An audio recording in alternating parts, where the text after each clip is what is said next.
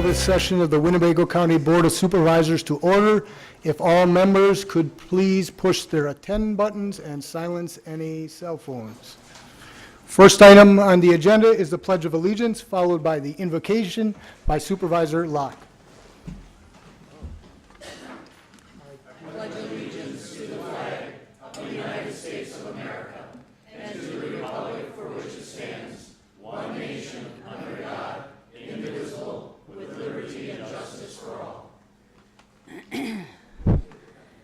As we gather for this meeting, we call upon our Creator to be with us and to surround us with people who care and inspire us all to make the right decisions. Amen. Thank you, Supervisor Locke. Right. Next item on the agenda is the adoption of the agenda for this evening. I'll call on Supervisor Roble. Thank you, Mr. Chairman. I'll move that we adopt this evening's agenda. There's a motion and a second. Any discussion? Then all those in favor say aye. Aye. Opposed? Motion carries unanimously. At this time, it's that time in the meeting in which we invite the public to speak on anything on the agenda or anything under the jurisdiction of county government. Is there anyone who wishes to speak from the public? If you could please, you can go ahead and step to the mic and state your name and address for the record, please. Okay. My name is Susan Curran, C-U-R-R-A-N. I live at 8726 County Road K in Omro. I'm in the Supervisory District 33. I am here to represent myself as an individual and the League of Women Voters of Winnebago County to speak on the issues of redistricting. As I'm sure we all know, fair elections are integral to the democratic process. And Wisconsin has been recognized as being one of the most gerrymandered states in the country. A couple examples of this are the assembly elections in 2012 and 2014.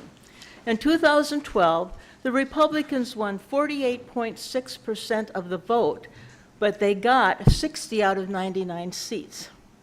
In 2014, the Republicans won 52% of the vote, but got 63 out of 99 seats.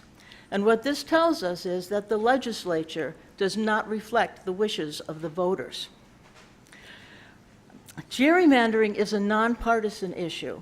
Even though the Republicans created the current and previous voting maps, the Democrats failed to make any changes in the process when they were in control of the legislature. And the problems with gerrymandering are several. It breeds apathy. I, for one, have had the experience many times of contacting a representative only to hear back that I was wrong and he or she was going to do exactly what they wanted to do. After a while, the voters get apathetic and they stop voting. Also, prospective candidates from the opposing party can give up and not even run for office. If you live in a heavy gerrymandered district, why would you even run for office if you're not of the same party? And ultimately, it results in a great deal of polarization. In a competitive district, representatives have to meet the wishes of the entire district. In a gerrymandered district, they only have to meet the wishes of their political party. Otherwise, they face the possibility of being redistricted out of office after the next census.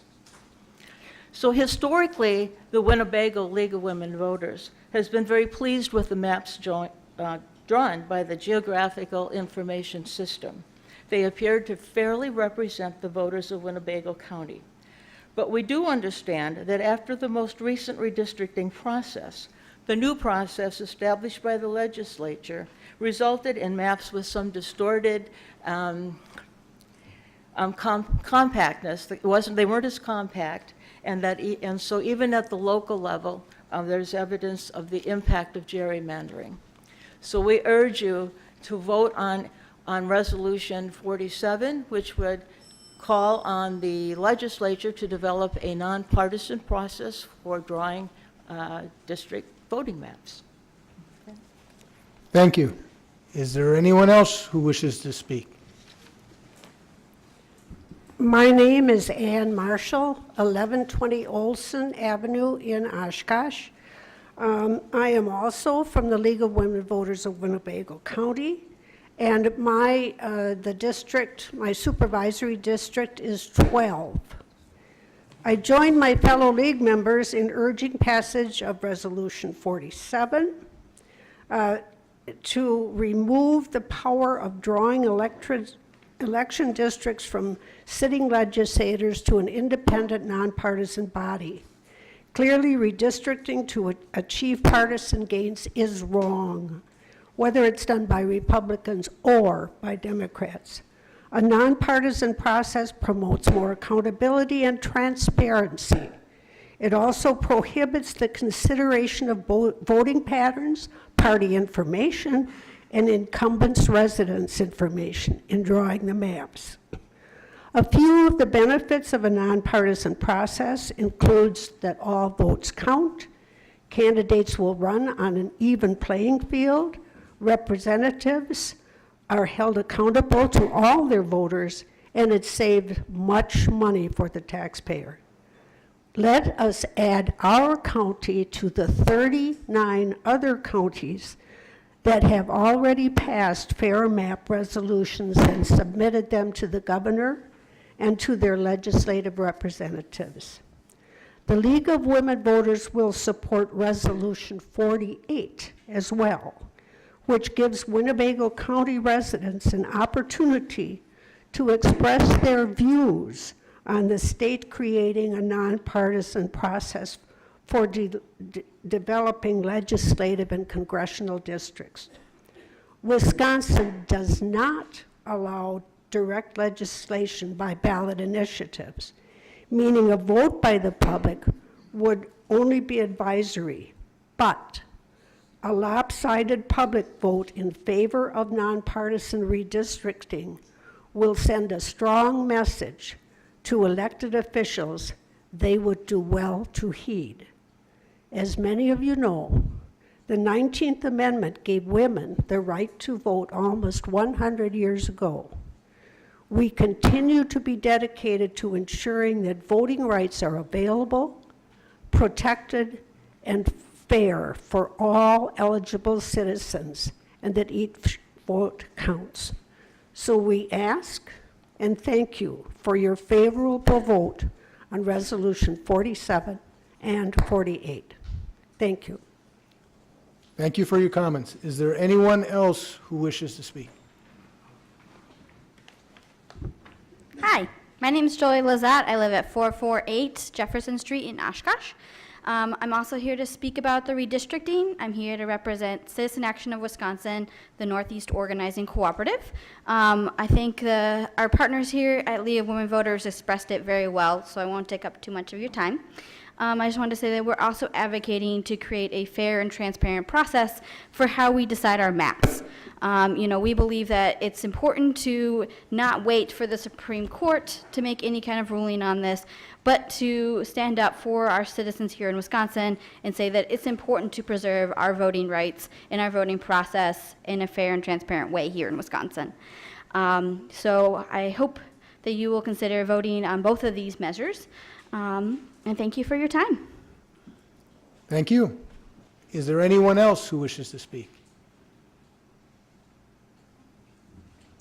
Please, sir. Well, first, I'd like to thank the people who just spoke in favor of finance reform, and we appreciate that issue also. But we're here tonight to speak on the marijuana, the cannabis legalization advisory, and we're not going to speak on some of the contentious points about marijuana. We would just talk about the intent of having an advisory referendum, and it has a wonderful history. And as you alluded to, the right for women suffrage came about by referendum, as did the vote for blacks, as did the end to alcohol prohibition. And the petition, the advisory referendum was created to encourage public participation in the political process without undermining the authority of the local legislative bodies. So think about that. You have an opportunity to put this forward to the public, regardless of your opinion to cannabis, and the public has an opportunity to be engaged, involved, and afterwards, you can do with it as you see fit. You can make your political decision at that point. But in the interest of public involvement, we would please ask you tonight to support the resolution that will just place the issue on the November ballot for the people to decide. And as you know, many of these people were involved in the process to reduce the penalty for simple possession, first offense of cannabis here in Oshkosh, and we applaud the City Council for that action. And we would point out one Oshkosh resident, or within the city of Oshkosh, one person is being arrested every 3 days. 127 people a year on average have been arrested lately. And it's just silly when marijuana is being legalized all across the country for good reason. It's not the gateway drug, it's not addictive, it doesn't create more traffic accidents, and it's time that people stop being criminalized for a safe plant.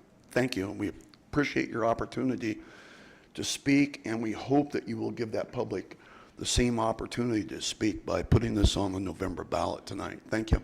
Sir, if you could, we missed your name and address for the record, please.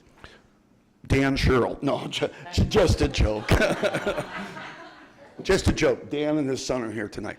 But my name is Mark Kilderman. I'm with Decriminalize Oshkosh, and these supporters, I think, will address themselves. But Mark Kilderman, W2457, Lamira Drive, Brownsville. I'm an out-of-towner, but I come here frequently and spend money here, shop here, and work with all these fine friends that live here. We have lots of ties to this community. Thank you. Thank you. Is there anyone else who wishes to speak? Yes, please go right ahead. If you could Good give your evening. name and address. Caroline Pansky, 1069 West 9th Avenue, right here in Oshkosh. I am here tonight to speak in favor of Resolution 50, the marijuana referendum, and I encourage your support on this item as well. As a voter, it is about time that I see this issue on a ballot.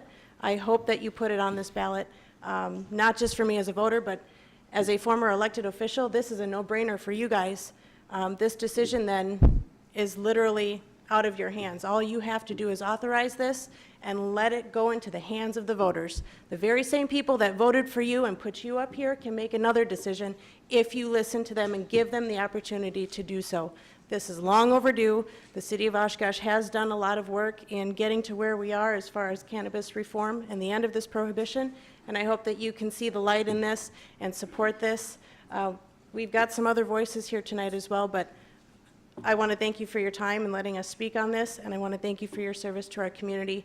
Please do the right thing and support Resolution 50. Thank you. Thank you for your comments. Is there anyone else who wishes to speak?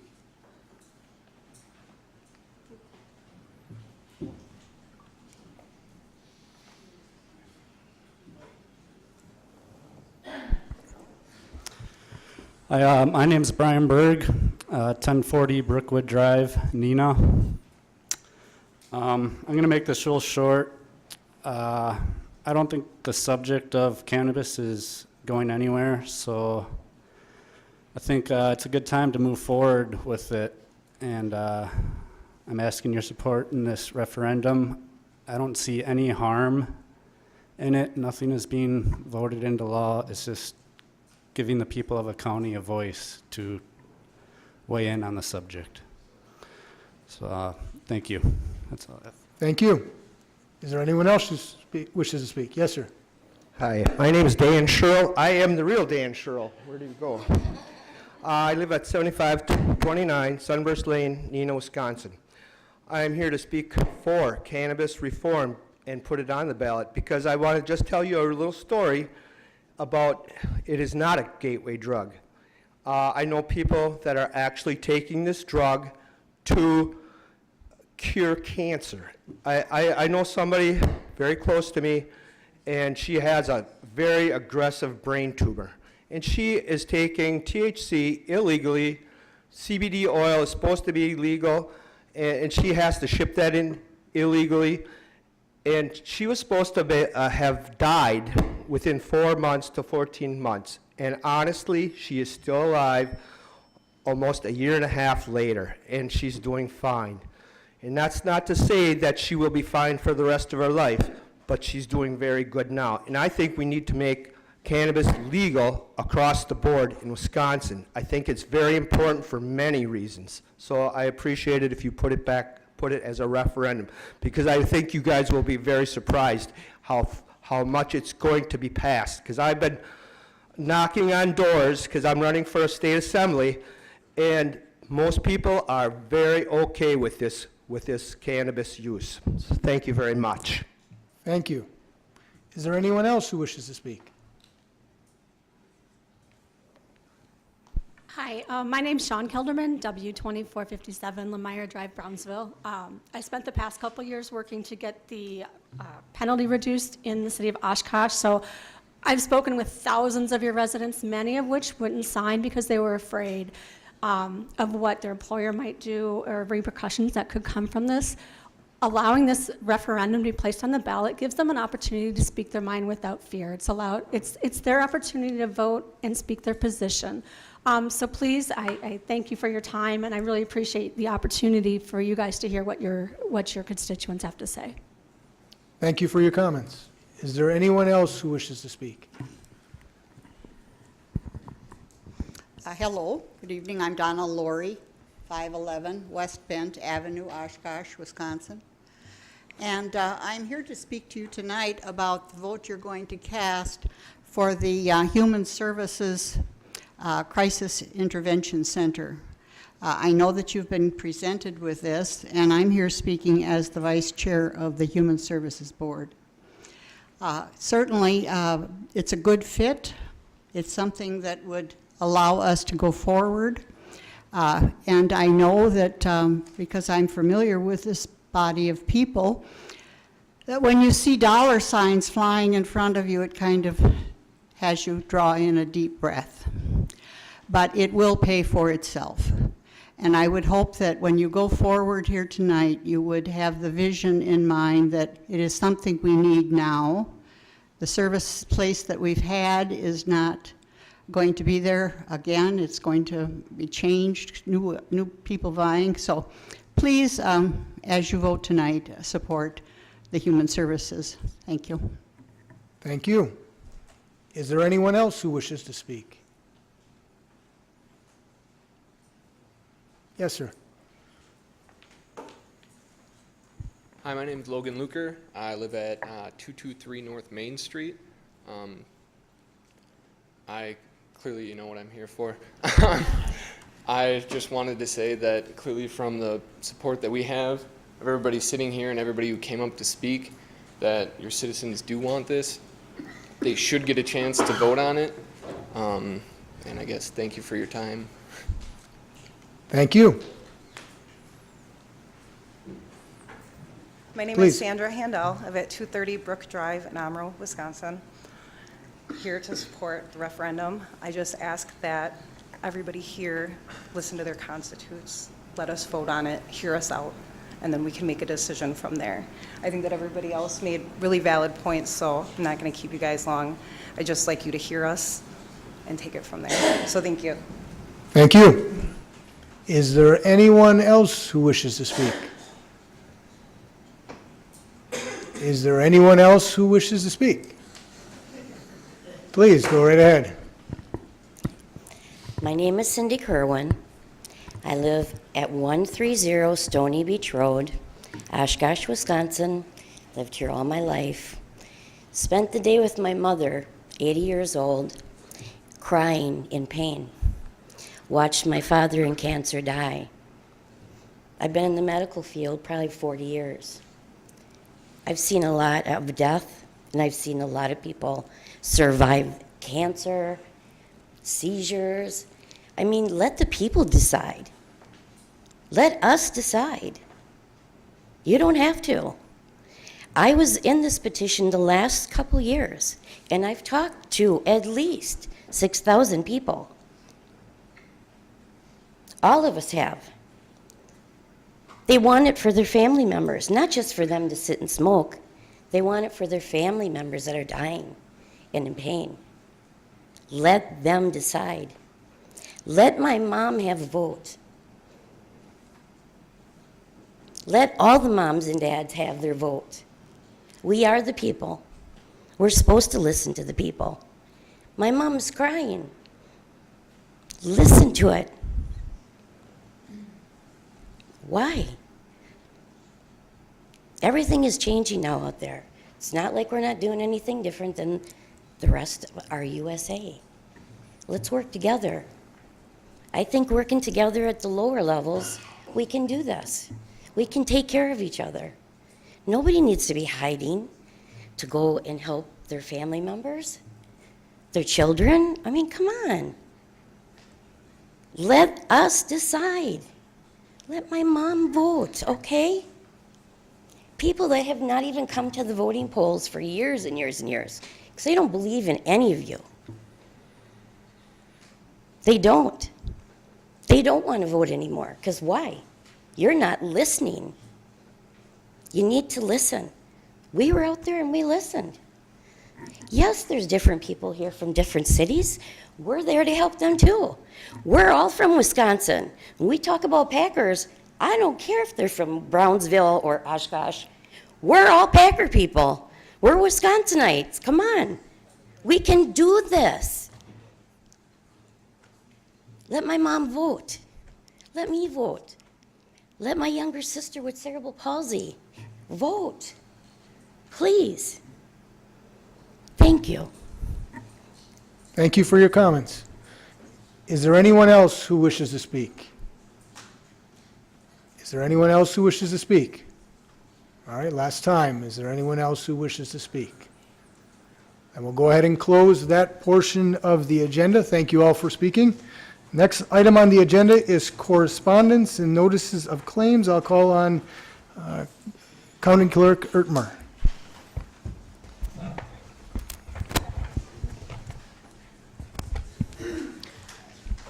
Thank you. Yes, we have two notices of claims this evening. The first one comes from American Family Insurance, representing Daniel C. and Matrang L. Strong for damage to a vehicle when they had an accident with a county snowplow, is referred to the Personnel and Finance Committee.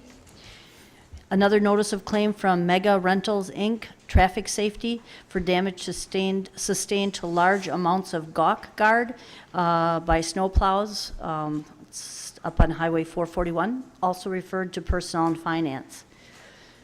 We have a letter from the Town of Inland that Supervisor Fari, as chairman from the Town of Inland, has asked me to read into the record. It also comes from Supervisor Todd Devens and Supervisor Raymond Batley. Winnebago County Board of Supervisors. At one time, there was on Lake Winnebago 6 lighthouses or guiding lights to aid navigation. Today, we believe there exists at least 4, that is in Neenah, Oshkosh, Fond du Lac, and Pipe.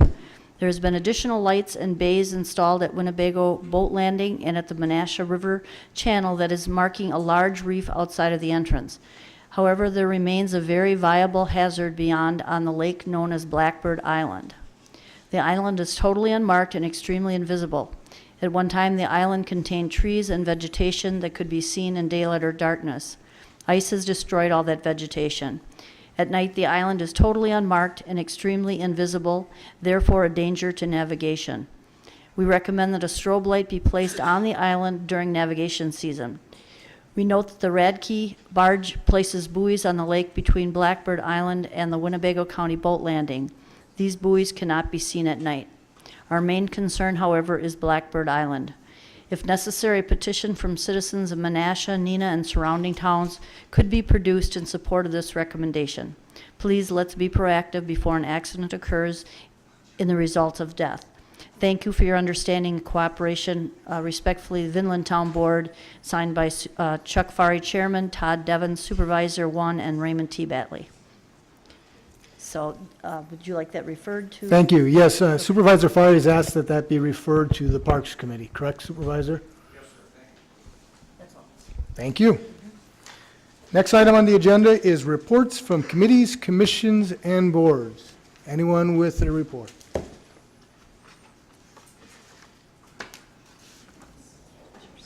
Supervisor Norton. Thank you, Mr. Chairman.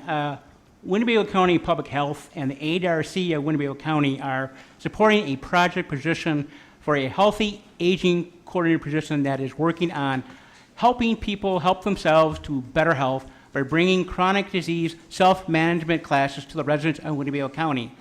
I had the clerk sent a copy of all the classes that are being taken place in Winnebago County. There are some in all places in Winnebago County, and Neenah, Menasha, Oshkosh, and Amarillo. Look them up. If you or you know someone, please sign up, because it's a project that they are doing. And last but not least, since Supervisor Longschlager prompted me, I will remind people that this Friday, the Winnebago County wheelchair wash at 10 a.m. until 2 p.m. at Oshkosh North High School in the parking lot. If you know anyone who needs the service of a wheelchair wash and then service, please send them. Or if you would like to volunteer, we could take those too. So thank you very much, Mr. Chairman. Thank you, Supervisor Norton. Next speaker is Vice Chairman Egan. Thank you, Mr. Chairman. As most of you see on your desk, we do have a legislative meeting coming up at 8:30 next Monday. We will have elections of officers. We have 3 resolutions. And we'll have updates from the County Executive Mark Harris, state legislators, and federal representatives. So anyone wishing to come, please come. It's on the bottom, so anyone can come, because it's all in yellow down there, and we won't get in trouble. The other thing I would like to say is tonight, you see on your desk, it's that time of year, and you know I'm involved in it. Winnebago County Fair is coming up again, August 1st through the 5th. It's a little bit about it and that in here. We also have our website, and if anyone's interested in putting up signs in your lawns or any other place, they're out at the Coughlin Center. Thank you very much. Thank you, Vice Chairman Egan. Next speaker is Supervisor Snyder. Thank you, Mr. Chairman. If you board members will remember, last month I made, there was a presentation by Joe Yana of the Butamore Historical Society and a resolution that I introduced to get the county seat changed to Butamore on August 11th. I want you all, please, to keep that date open for your book. We are still, I'm talking with the chairman, and I hope to talk with vice chairman to see if we can get maybe a short county board meeting during that time celebration. Doesn't have to be much. Could just gavel us into sessions, say we have to adjourn for not a quorum. But bottom line is, we'd like to see that happen. Last thing I'll say is 200 years is a great thing to celebrate. So again, August 11th in Butamore. I'll be sending out more information through the clerk next month, but I will be unable to be here on July 18th. 17th, because I'll be driving back from Nashville. So thank you. Thank you, Supervisor Snyder. Next speaker is Supervisor Finch. Thank you, Mr. Chairman. Prime time, because the county parks just took a nice tour of the waterways and the boat landings and so on and so forth. And if we would have had that opportunity, like I just mentioned, the Supervisor Fari, we would have definitely went out there also to look. But now, I myself will still go out and kind of take a peek. But we had a nice tour. We checked out all the boat landings, how well they're being taken care of, if there's any problems or incidents, anything like that. It was a very good tour, and I guess next time maybe we could even have a few other supervisors maybe come and take the ride with us. This way you can actually see what's really going on for it. All right? Thank you. Thank you, Supervisor Finch. With no other call-ins, that completes the reports from committees, commissions, and boards. So we'll move right on to the county the approval of the proceedings from the May 1st and May 15, 2018 county board meetings. You should have received those in your packet. There's a motion. And so there's a motion and a second. Any changes, discussion in regards to the minutes? Then we'll do a voice vote. All those in favor say aye. Aye. Opposed? Motion carries unanimously. Now we'll move on to the county executive report. Executive Harris?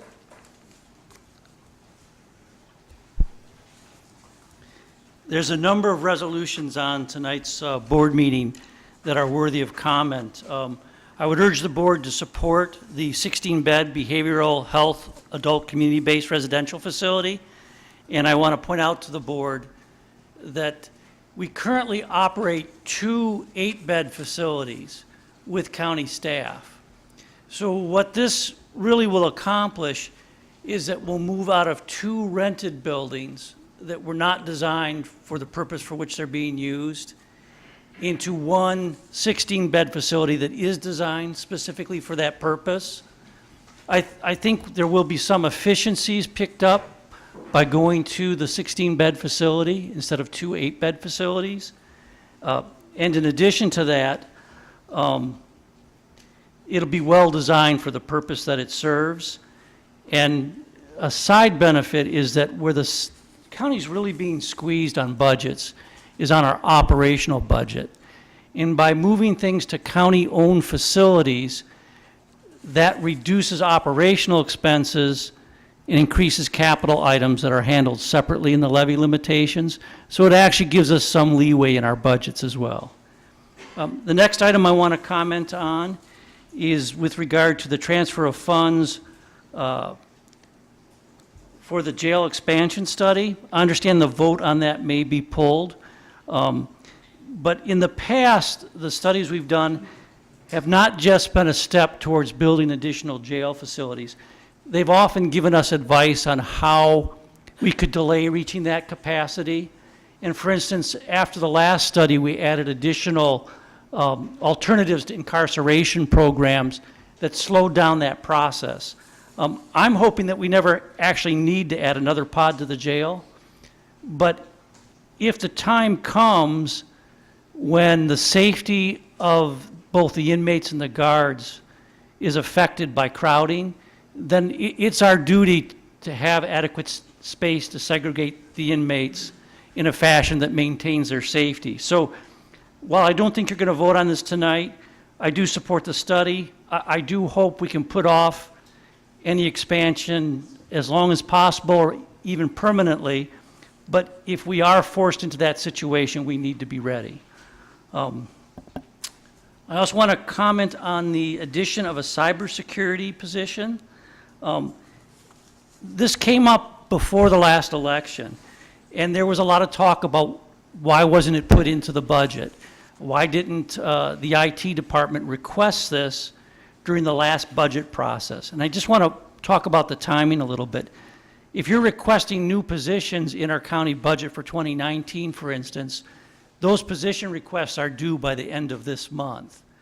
So the last time they were looking at position additions through the budget would have been June a year ago. And at that time, the hacking of municipalities had not reached its current level. A number of municipalities across the country are currently being hacked. Sometimes it's with ransomware where amounts of money are demanded. But there's already one municipality in Wisconsin whose entire computer system was shut down by hacking. We believe there's been numerous attempts on our own systems as well. I really think there's some urgency in us adding a position that will focus full time on controlling that because our systems are in jeopardy. Another item on here that I want to comment on is that there's a federal grant, I believe it's federal, for a dementia care specialist. My understanding is this is intended to be an ongoing grant and not just a one-time grant.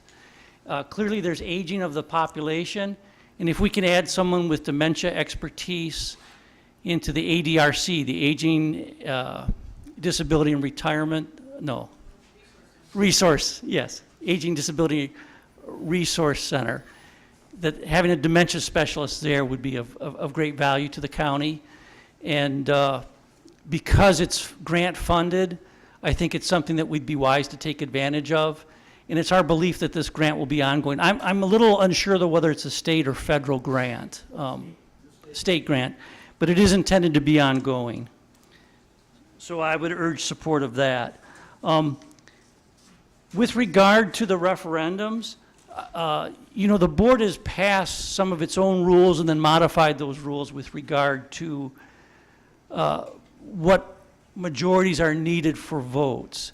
I would encourage the board to call on corporate counsel who studied this issue this week to get an explanation of what majorities are required for these votes.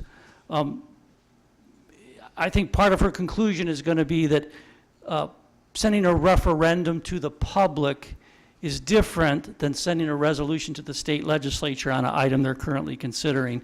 So the votes required may be different than expected. And with that, I'll go on to appointments. And timely enough, I'm asking for the board's approval of the appointment of Mary Ann Miller as corporate counsel. There's a motion and a second. Any discussion? We'll do it by voice vote. All those in favor say aye. Aye. Opposed? Motion carries unanimously.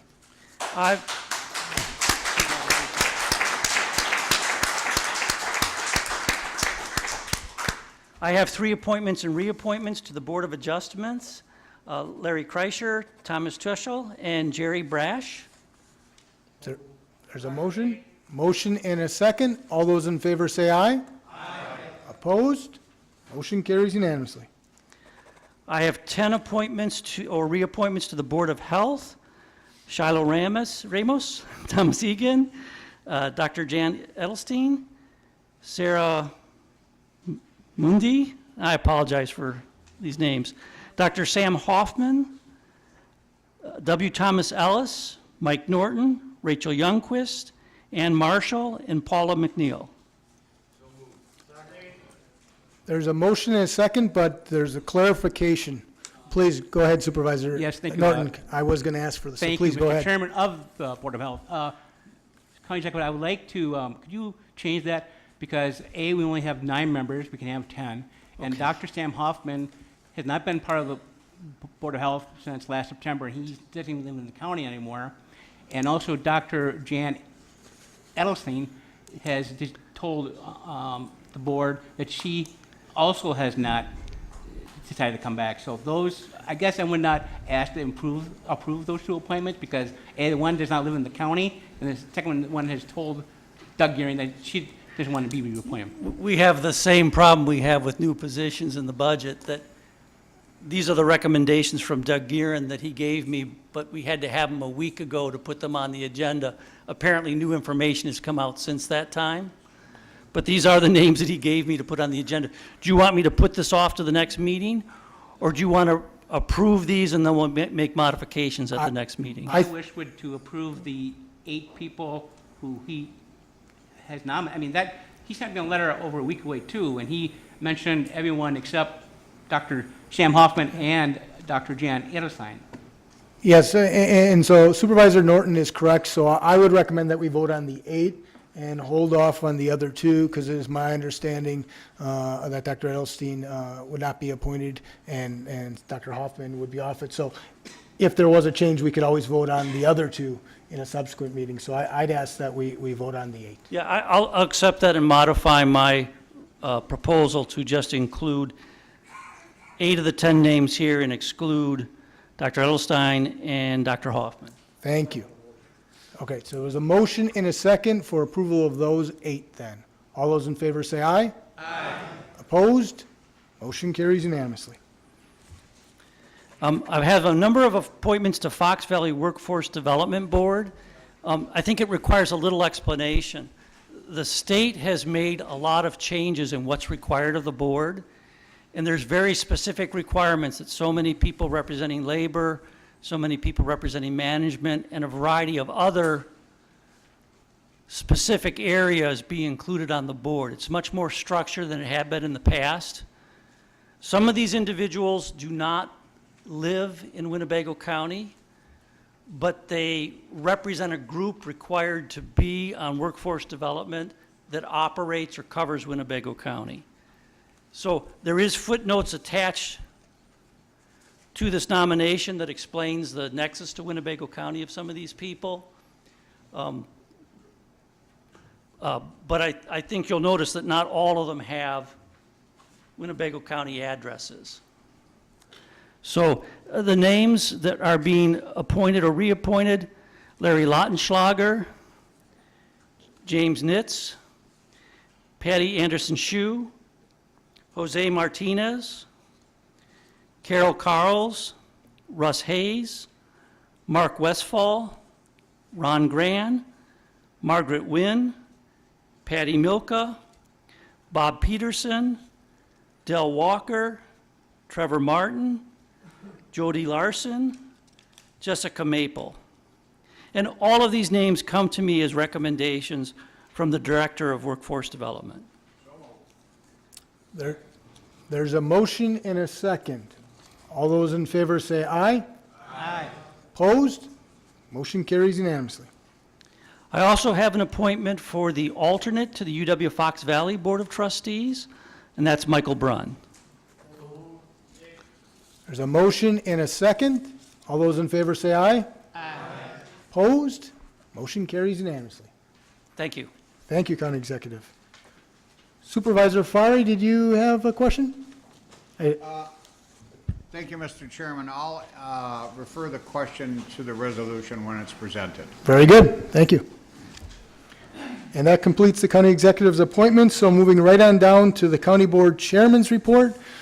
First of all, I want to start by saying congratulations to our new Corporation Counsel, Mary Ann Miller. I actually do have a small gift for you, and I will present it.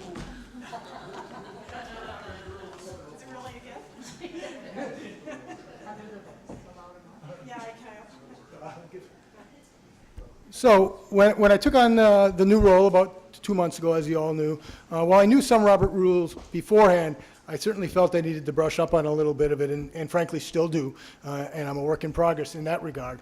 But I also thought it might be useful, the same book I picked up, it's called Robert's Rules of Order, newly revised and brief.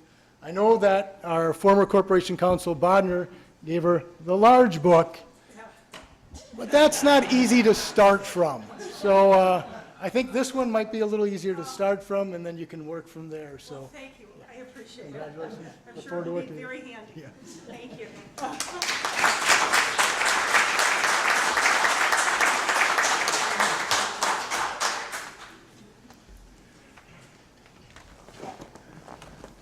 Next, I just want to say and announce two supervisors who were actually appointed to WCA committees. So Supervisor Fari was appointed recently to the WCA Resolutions Committee.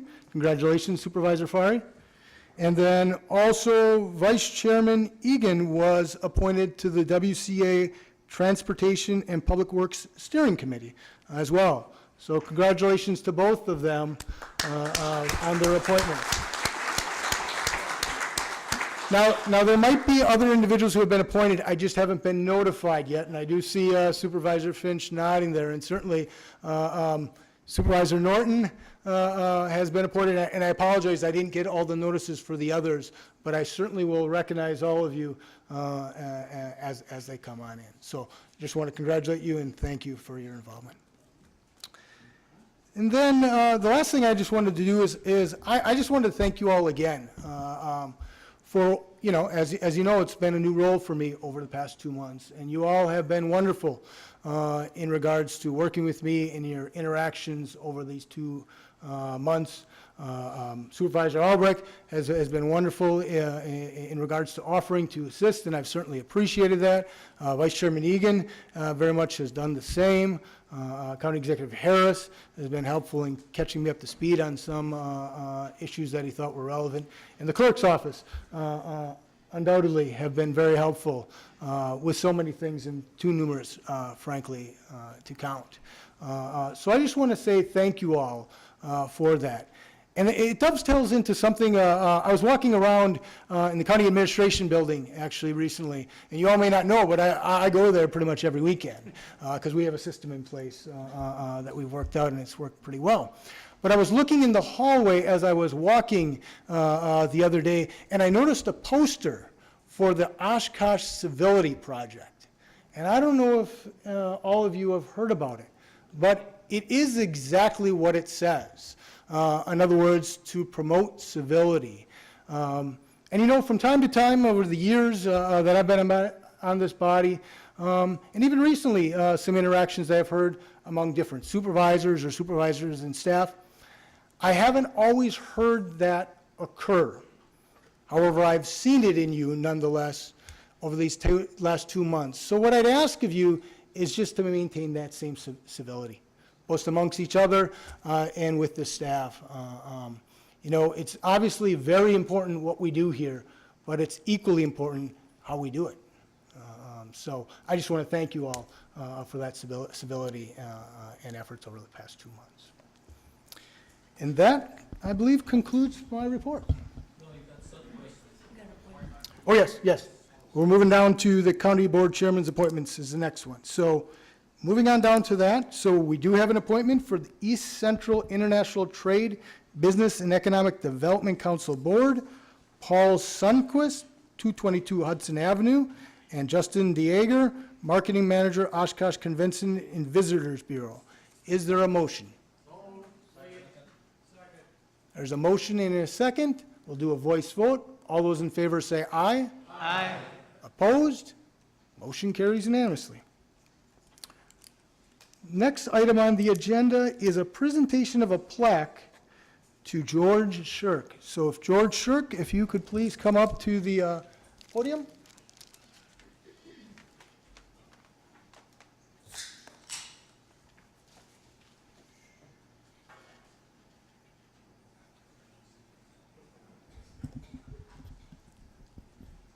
So, for those of you who may not know, George Shirk was appointed to the Winnebago County Board of Supervisors in 2015, and then he was elected to the position in 2015, and he served in that capacity until April of this year.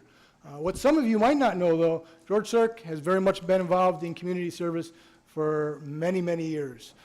He was mayor of Neenah for 12 years, and he was on the city council, I believe, for over 30 years, if I'm not mistaken. 25 years. So he has served not only the city of Neenah, but the county for really almost 4 decades. And so we have this plaque to present him for his service to the Winnebago County Board of Supervisors. And it reads, "In recognition of your years of service on the Winnebago County Board of Supervisors, George Shirk, Winnebago County Board of Supervisors, District 10, 2015 to 2018. I also just want to say, George, over these years, I've seen you as a mentor, a colleague, and a friend. You're welcome.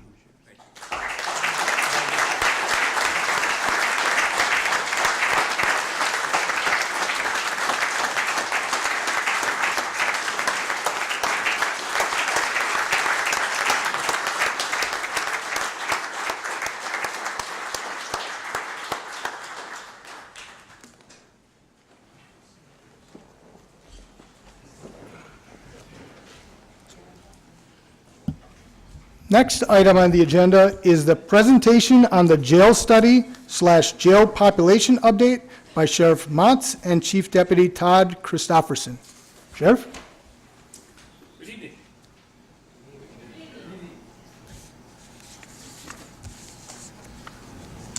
It's a little cattywampus. That's a technical term for not straight. Let me get out of your way. Okay, this is a similar presentation to what I had done a few months ago, but we have a lot of new board members. And there's also a jail study that you will consider for vote. I believe we're going to poll the vote tonight, so you have an opportunity to digest what you see here, as well as any questions that you might get from your constituents. I want to echo what the county executive said. This study is not all about expansion and what that new pod should look like. That is part of it. Certainly we will have the consultant look at our population trends, who is part of that population, and what kind of housing needs we'll need in the future going out to 5, 10, and 15 years. So, but there's a whole lot more to it in the sense of alternatives to incarceration. When we did our study in 2010, we were predicted to be at 415 inmates today. Well, today's count is 290. Now, we have been fluctuating very, very much. It's something that I don't understand and why we need a consultant to tell me why that's happening. But we are a far cry from the 415 because in 2010 we said, hey, we don't want to be at 415 in 2018. We would have built already, there would be expansion, all that would have occurred. So we looked for ways to have alternatives to incarceration, looked for ways to direct people away from the criminal justice system from the very beginning. Some of these occur actually at the time of arrest. So where one of our programs is if we stop somebody, I'll give an example of a 17-year-old who is considered an adult in the state of Wisconsin right now, and they're stopped for shoplifting, and the officer comes there and talks to the owner of the shop, and they say, look, I don't really want anything done. We could issue a ticket. We could actually charge the individual with theft, take them to jail. What we do, one of the programs that we do is divert them right away into a Good Choices program where they have to sign up and take a class and a test on how one entry of shoplifting or theft in their background can prevent them from working in retail, can prevent them from choosing a career of their choice, not chosen for them. So there's diversion programs at all different levels. Some occur at the time of arrest, some occur at the incarceration, or prior to incarceration at the time of they're in court. Just a little bit of you can't see the numbers here, so I'll do what I can. We have 79 deputies that work in the jail. It is the largest division in the sheriff's office. Remember, it's a 24/7 operation. We have a number of pods, and I'll get into what a pod or a cell block looks like. We have booking security clerks. We have 14. They run our control center. They open all the doors for us. They run our sally port, so when somebody comes that is newly arrested, we let them into the facility. And they also take care of a lot of our property. They will take the individual's property when they're brought into our facility, book it or log it all, and make sure that it's all returned to them. We have 7 support staff. They include an accountant that takes care of all of our accounting businesses, maintains all of our average daily population, and other individuals for medical support. We have 15 contract employees. Those are, Aramark is the provider of our meals. We pay $1.12 a meal. So each meal costs $1.12, and when you compare that to what other counties in our area are paying, it's a good deal. We partnered with Outagamie County, so we take their approximately 500 inmates, add it to our 300 inmates, and that gives them that gives us more buying power, and that's why we're able to get it at a cheaper rate. That also includes our health services. That's an expensive piece of this. We contract out to Correctional Care Solutions. We provide medical staff to our inmates 16 hours a day, and they get good care. I mean, it's not as good as maybe what the president gets. We don't have personal physicians, certainly. Well, we do have a physician that comes in once a week, consults with our registered nurse, and makes sure that things are running smoothly, and that's all part of the contract. And then we have family services. They assist with crisis intervention. They assist with anger counseling and other counseling that is provided to our inmates. And then we have 75 volunteers. We have Alcoholics Anonymous, Narcotics Anonymous, spiritual counseling, GED services. And we also have mental health services. We contract for 40 hours a week, specifically to deal with mental health issues for our inmates. And they're busy. And some of it is situational. I'd probably have a mental health crisis if I were in the jail. I don't like confined spaces. Some of it is an actual diagnosis. Our current design, we have 6 inmate housing units. We have 3 direct supervision pods. And then we have, which is an open style bay like that top picture. So we have a deputy that is in the pod with them 24 hours a day. And they'll come up and speak to the deputy. They'll ask questions. We take care of all their needs, and we control a lot of different things, certainly, like when shower time is, when they can shave, et cetera. And then there's the indirect supervision pods, and this is individual cells like you would think of or you see on TV, and then they have a common day room that they're allowed out for, and it's based on their classification. their behavior, and I'll get into what classification is all about. We house between 37 and 64 medium and maximum security inmates. The indirect supervision pods are divided into smaller housing units, which house between 4 and 32 inmates. Those 4 and 32 inmate pods are labor intensive. Some of those individuals have some serious behavioral issues that we have to deal with. Inmate classification, each of the inmates is classified using an objective classification system that is per state statute. We're required to do that. That we use Compass. That's just a software that we use and recognize nationally to determine where they go in housing based, again, on crime, based on their previous contact with us, based on their affiliation to any co-defendants within the jail, based on any gang affiliation, those types of things. We also classify for levels of privileges and programming, Huber and electronic monitoring. We still have Huber inmates, although electronic monitoring has taken a lot of those inmates and put them back in their homes, and we monitor them through a bracelet. And it obviously day room time, their length and frequency of visitation, access to jail programming, and access to commissary. They can purchase various things on commissary. We use that as a tool to help change their behavior. Not really control it, but change it. Other classification factors, and I kind of talked about this, sometimes we have co-defendants. They've committed a crime together. We can't have them in the same cell block, or stories change dramatically, and that's something we need to control. Rival gang members, that's always a bad thing. And then inmates that can't get along. We have some that are just antisocial. We have some that just don't like each other. And we make sure that we keep them separate. That's our job. That's part of that classification system. Then we also have special needs inmates. We have inmates that function at a 4th grade level. There are some, I have talked with them. They still commit crimes, and we still have to hold them accountable, and they come to our facility. We can't put them in general population. They become prey. And then we have some that have some mental health, that need mental health monitoring, whether it's long or short term. We have to separate housing for inmates likely to be predators or victims of sexual abuse. That's under PREA, that's the Prison Rape Elimination Act, and that is part of our classification system. And then administrative confinement. We confine inmates to their cells for a period of time based on their behavior.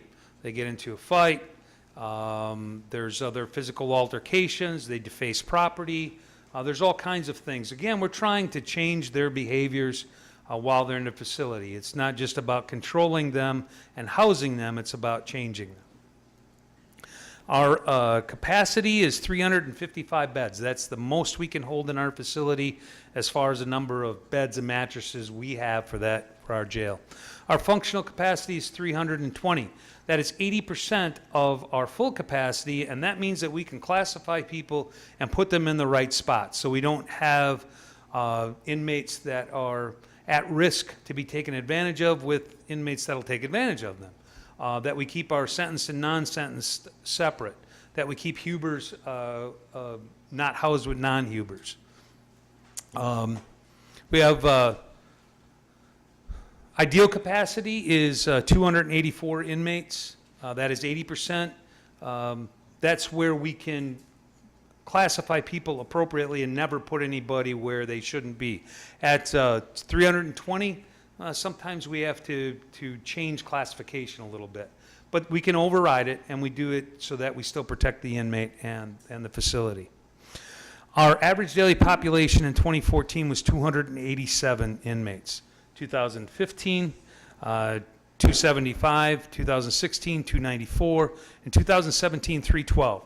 Our high 4-month average was 327. We average 17 and a half bookings a day, 17 and a half bookings coming into our facility every day. And the average length of stay is just short of 18 days. Now that's taking somebody who's going to be there a year and somebody who's there only a day. And we're averaging about 18 days that they're in our facility. So they have access to the programs that we have for only the period of time that they're there. But we have started a new position. You all approved a new position last year that allows, it's through social services where the inmates that are being released meet with that person. They go through their needs out on the street. What do you need when you go home to be successful to not come back here? Is it better employment? Is it a job to begin with? Is it a driver's license? Is it housing? Is it counseling? Is it you need to go to Nova for rehabilitation? And they link them up with all those services. Now, it's still on that individual who now has all of that information on where to go. It's up to them for the next move.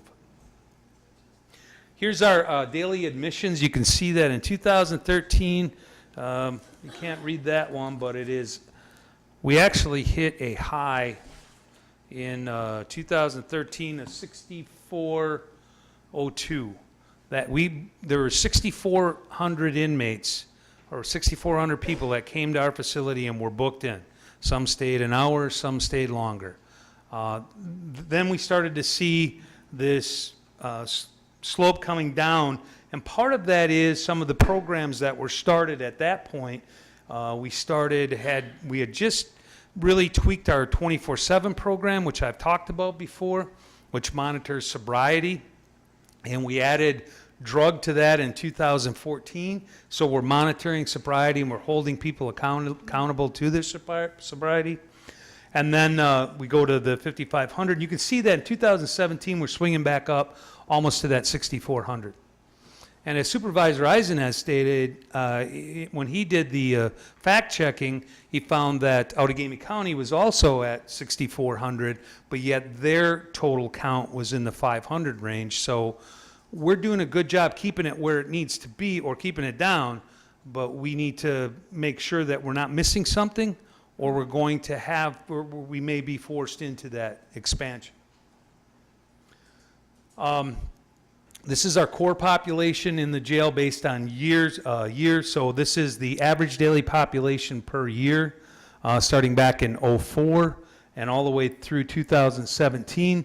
The peak months, so this is a population we held for an entire month. You can see we're at 331 in 2017, which is comparing to that 2009, 2010 peak. I'm hoping that when this consultant can go back and look at what caused that, is it causing this? And what have we missed to bring it back down? Our highest population day per month, you can see that last year we were at 358. That's actually a little bit deceiving because we had people waiting and booking that aren't on this. It was actually closer to 365. We just haven't brought them into our numbers yet because they were waiting. So that is a rough day. And you know, it's okay if it's one day. We can handle one day, but I use the analogy that if your family comes to visit and for Christmas and there's 20 of them there for 4 hours, that's okay, you can handle it. But when they decide to stay for a month, we got an issue. And we either need to tell them to go home or find them a different place or build onto our house if they're going to stay that long. Our sentenced population. So these are the number of sentenced inmates that we have, and we're seeing kind of a little bit of a decline. We're holding in near that 100 area, but if you look at, and I ran a report today at why inmates are in our facility, what are their charge?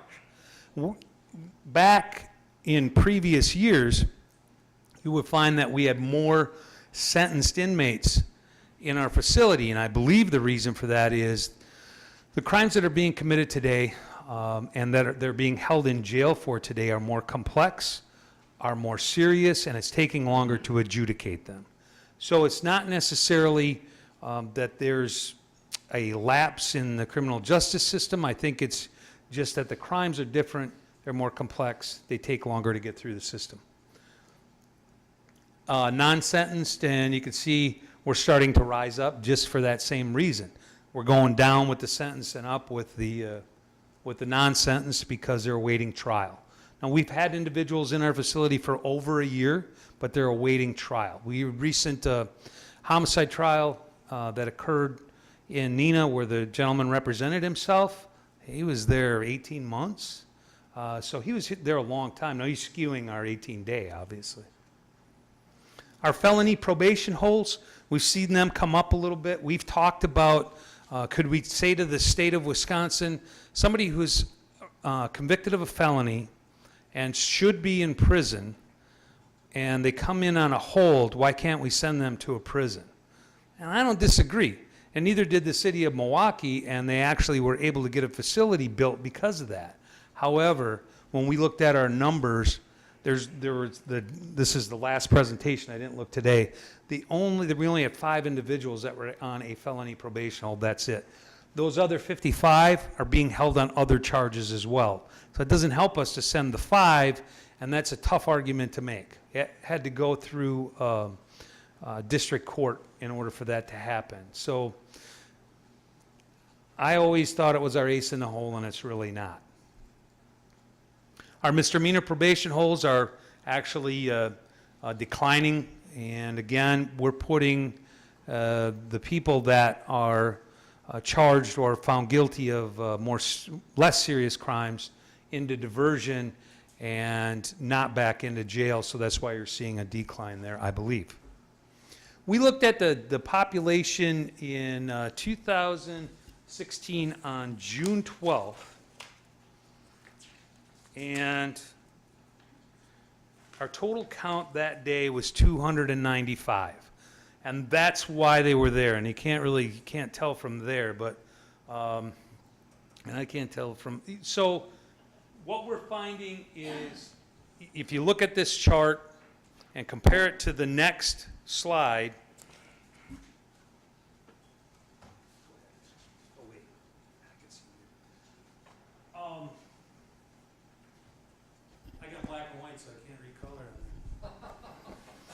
so if you look at the blue is OWI related.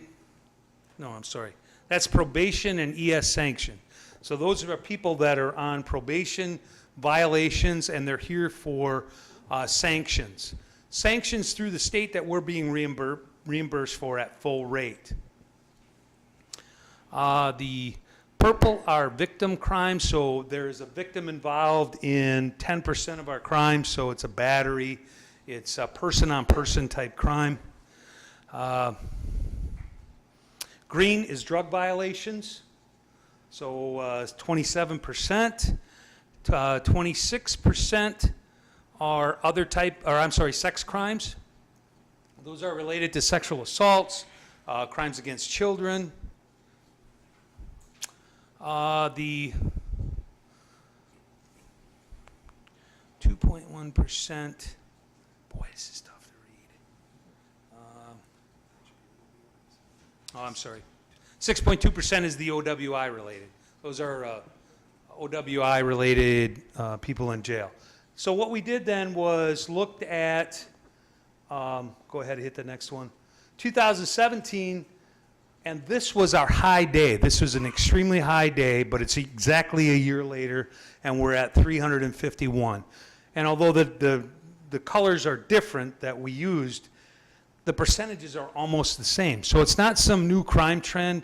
We were trying to, maybe we could figure out what was happening to our jail population, and we'd be smarter than the consultant. So we thought, okay, what's happening? What we found was it's the same thing. There's just more people doing the same thing. And that's a tough one because you can't really create another diversion program for a diversion program that already exists. Our work release unit. So we have approximately 20 Hubers a day. So they go to work and they come back to our facility and they spend the night, or if they work nights, they spend the day in our jail. Electronic monitoring, we average 25 a day, so we put a bracelet on them and we monitor them by bracelet, and we also do checks at their employment, at their home. They're given a geographical area that they can be in, and we can adjust that based on medical appointments, whatever it might be. So they get to basically live their life, but it's within geographical boundaries, and we're coming to visit them. Our 24/7 monitoring program, this is the program we started in 2011, but really started to hit our stride in 2013. We have 77 participants a day On our alcohol program, it is pre-sentence. We're still trying to work with the sentencing piece with the district attorney. So from the time of their first court appearance until the time of sentencing, we monitor their alcohol consumption. There can be none. We give them a portable PBT, which is a preliminary breath tester. It takes a picture of them. We require 4 samples a day. It takes a picture of them. It uses facial recognition. It tells us if it's them or not. There's some funny photos of them trying to cheat or them at a bar because it takes that photo. And it's our way to monitor and force them into sobriety. Now, we also make available to them AA, some other things, but we can't force it because they're not found guilty yet. And then we do the same thing for drug monitoring. We require a urine sample every 2 days. That's done right here at the basement of the courthouse. And we take people into custody. We do an immediate test, and we take people into custody if they violate. And then they have to, in both the alcohol and drug, they will be placed in our jail for really a short period of time, typically either the day after or even the same day, and they go in front of the judge that placed them on the program and try to explain why they couldn't drink or they couldn't do illegal drugs. And it kind of gets a message across. The anecdotal comments that we've seen from this program are, my family likes me again. I haven't been sober in 15 years. I can't believe how good I feel. Now, some hate it. I'm giving you the good ones, of course. But, you know, for someone to, the statistically mad, Mothers Against Drunk Drivers have said that for someone to be caught drunk driving, they have to drive intoxicated 72 times. So, if you're on your 3rd or 4th offense, I think you got more than just a social alcohol issue. I think there's more of a problem there. And we're trying to get to that root problem so you're not coming back. It's not just about accountability, but it's about, okay, let's change this because it ain't working. Our electronic monitoring, again, you've seen a decline here, and that's because the seriousness of the crimes that people are being put in jail for. I actually see this as a positive, because that means the people that are being put in jail, the judge is saying, I don't trust this guy on the street. I think he needs to be in your jail, and he needs to stay there. Now, we still have some, and they can still petition the court during their stay to get electronic monitoring or to get Huber, but I think this is telling us the people we have in jail should be in jail. These are the diversion programs that we have. Many of these started after we had our 2010 study, to include the first one, the 24/7. I'm not sure about DHS's diversion programs. I know there's several. The Crossroads is new. STOP was already in place, teen court. Underage drinking was. Step Up is new. LEAP. Drug court is new. It started about the same time, I believe. Good Choices is new. The driver's license reinstatement program is new since the study. Sexting diversion, that is new, which you all approved as an ordinance. Veterans Court is new. We share that with Sheboygan County. So if we have a veteran that has some mental health issues, they're put into Sheboygan's diversion court program. We just don't have a lot of them here that fit that criteria, so they allow us to use that. And we're now in the planning stages of a mental health court. Now, mental health court is not going to solve all of our issues.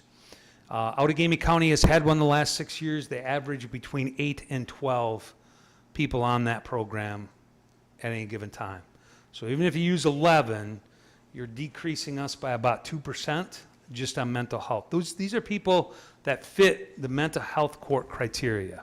So there are studies, or there's information out there that there's 80% or 90% of the inmates in jail and prison are mentally ill. I don't know. That's not what the mental health courts are showing.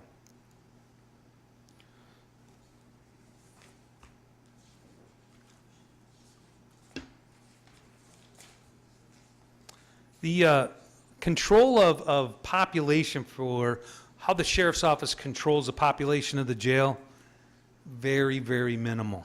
It's limited to the 24/7 program that we run, but the district attorney has to ask for and the judge or court commissioner has to grant.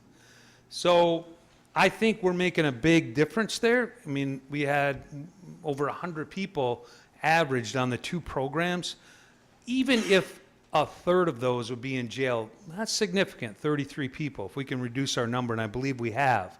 So we're going to continue that program. We're going to continue to push the program, and we can get even if we have to, at some point, we get to the point where we need to redirect staff to assist that program, we'll do that. Right now, we're at a very manageable 100 people on the program. We start to get in the 120, and we've been there, it's very difficult. That's a lot of people to monitor. And then we have our electronic monitoring, where they're sentenced to the electronic monitoring, so we can help control population that way. And then our investigative emphasis, what we investigate at the sheriff's office or make a priority. And I can tell you that sex crimes have gone up. We have done a lot to combat sexual predators on the internet. I'm not going to stop doing that. It's something that I believe we need to do and we will continue to do. But really, those are, I don't, and the sheriff's office does not control the jail population. It's just not something that's within our purview, really.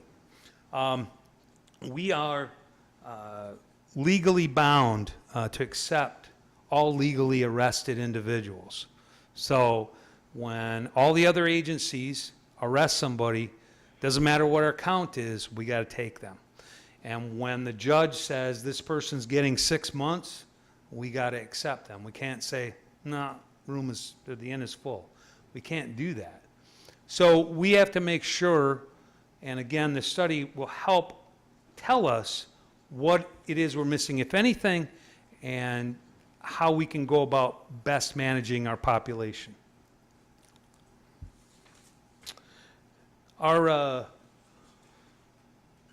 diversion programs, I kind of talked about that, the 24/7 program. It began in 2011. That's the alcohol one. We've had over 2,200 participants. So we've, I hope, positively impacted over 2,200 people. And then our drug one has had 309. That began in 2014. So those programs account for 109 participants, reducing the amount of beds needed in the facility. And again, it wouldn't be all 109, because the judge would have said, this person's going to get a signature bond, this person's going to get a $200 bond, and they could have posted it. It's not everybody, but certainly a percentage of those 109 are being diverted that way. And that's the one we run, so I can speak to it intelligently.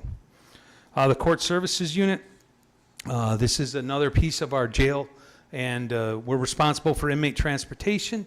In 2017, you can see our numbers. We had over 2,300 adults and juveniles transported, over 150,000 miles driven, and our courthouse security checkpoint that you went through, we've turned away 977 items, and they've been everything from ammunition to tools to knives to brass knuckles, a various array of different things.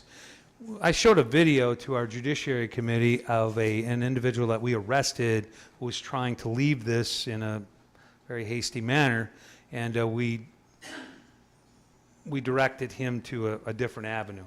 But that was all on video, and that's what I want the focus of our courthouse security to be in, making this a safe place to visit and to work, because that is important, that people that come here, it's an extremely emotional environment, and bad things can happen.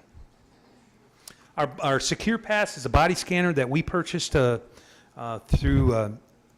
the jail fund, which is not tax levy money, but we have we run people through, much like the airport Secure Pass. We have found in 2016 we did 16,568 scans, and in 17 we did 17,000 scans. You can see that we confiscated different items to include THC, marijuana, drug paraphernalia, prescription pills, cocaine, methamphetamines, heroin, a house key, and chapstick. So there is just an array of different things trying to come into this facility, and this has stopped it. One overdose death with heroin, and we've had overdoses in our jail from people that have ingested, got arrested, and didn't feel the full effect until they got there, and we've Narcaned them. This happened within the last 6 months. All of our deputies carry Narcan, but one of those deaths can cost us a lot of money. So this was a good investment for us, and it's paying dividends. Our contracted services, I mentioned Aramark, that's, they provide our meals. It is $377,000, we budget, it's $1.14 a meal, I misspoke with $1.12. And they provide the staff, we provide some inmate workers who get time off for their work that they do in our facility. And then we have some other contracted services. We have Correct Care, that is our healthcare provider, and that's $650,000 a year. It's staffed 16 hours a day, 7 days a week. We have mental health coverage, 40 hours a week. And we have constant contact with our doctor. He comes in 2 hours a week where he physically makes contact, but we call him, he's an on-call doc, and they have ones that fill in. Correct Care Solutions, we had 3,200 sick call requests. We did 1,000 health assessments, responded to 155 medical emergencies, 5,500 mental health request slips, responded to 950 examinations, and 1,200 inmates prescribed psychotropic medications, which is a lot, but many of them are on multiples. Some were on them before they came in. Some was situational with being where they're at. The Kimmy study, which is the study that was done in 2010 and 11, projected our count to be 386 in 2015, and 400, which would have required 460 beds to maintain a functional capacity. So that's where they would have had us, that's where we would have been according to their projections in 2015, which would have meant obvious expansion. The current kitchen and laundry facilities will accommodate 800 beds. They had suggested those types of additions. That changed dramatically. We don't need that many Huber, we don't have that many Huber inmates, so there'd be no reason to add, I don't believe, any Huber beds. So then what we did was took our next, what we did was took the projection formula that was used by Kimmy, and we projected out where we should be according to him. Right now would be 416, 429. Now these would be average daily populations, not peak populations. So our other related costs. So if there's an expansion that's done, and there's a lot of other things that have to be considered. And, you know, I am aware of what our tax levy is. I'm aware that, you know, we can only spend so much money operationally. I totally understand that. We have positions that are open in the deputy position in our jail that we averaged 6 last year. So I don't know if we build another pod, that just means more people I can't find. So I'm not a proponent of building, just letting you know that it may be something we have to do at some point. Understand that the process is 2 years. From the time that this study is done, hopefully you approve, and we get to that point where, hey, we've exhausted all the alternatives. We need to now build onto this facility. It is 2 years. What do we do in those 2 years? If we're over our capacity, we're going to have to ship to other counties that are now experiencing the same problems that we are. Brown County is building. I understand they're a little bit further ahead than where we are. I think they've already started their study. So there may be some space in Brown County. Fond du Lac County just asked if they could buy some of our extra mattresses because they ran out. So these population problems are being experienced all over. So what concerns me, or I guess baffles me more about our population, is not the rise up, but this roller coaster that we are on, and can we just possibly ride it and say, okay, we'll make it through these tough months and we'll be fine, and the family goes away and we'll wait for them to come back. So I believe that we will pull the actual funding piece. I think that probably makes sense, so you all can digest. I'll answer any questions that you have now, but certainly you may have some more.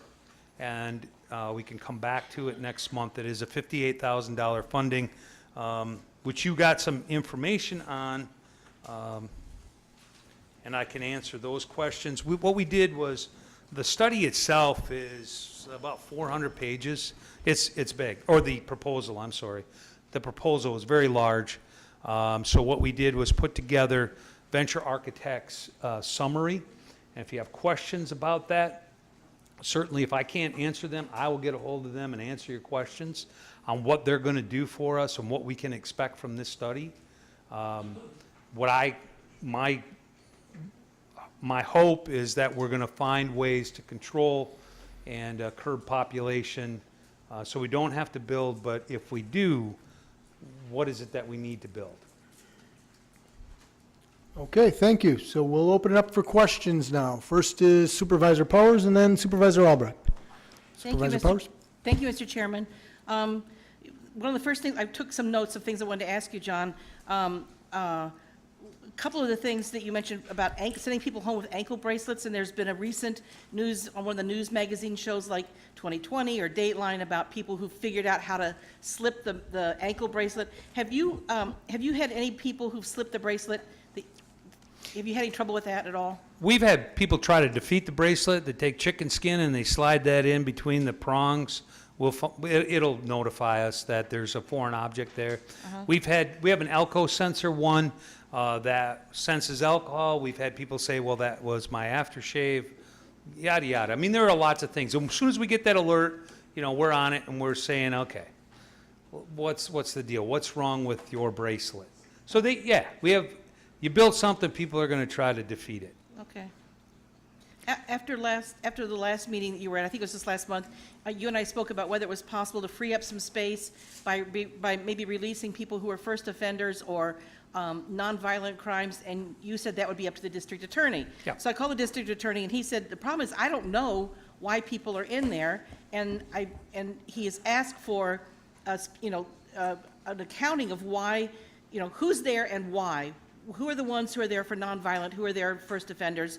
And he said that, as I recall him saying, that the sheriff's department was working on that. Is that being worked on, and what's the outcome of that at this point, or where are we with that? The district attorney has the ability to run the same report I did right here today, and it lists every inmate and why they're there. In some, they're there for various things. Supervisor Fari called me and asked about whether someone was being held on marijuana charges. I said I didn't think so because we've kind of gotten away from holding people in jail for possession of marijuana. And that's actually true. However, there were 2 inmates that were in the facility, but they were being revoked on their probation or parole. Now, it stemmed from maybe a marijuana type issue, but one of them has been there 9 times since 2012, the other one 12 times since 2001. So they're being revoked during the revocation process, so in those 2 instances. And again, going through these, they're fairly serious type offenses. Now, I couldn't recite verbatim what they're there for, but certainly it's public record. And the DA has the same report that I have here, and he puts them there, so I'm confused. And this may be this is my last question, and this may be a DA question and not you, but you mentioned sex crimes. Are sort of Romeo and Juliet type crimes being treated differently than old guys preying on young kids, so that teenagers who've gotten into a love relationship and have shared a little too much, they're not having their sex offenses follow them for the rest of their lives, and they can't go to their kids' school, and they can't go to PTA meetings and that sort of thing. Is that a question for you or the DA?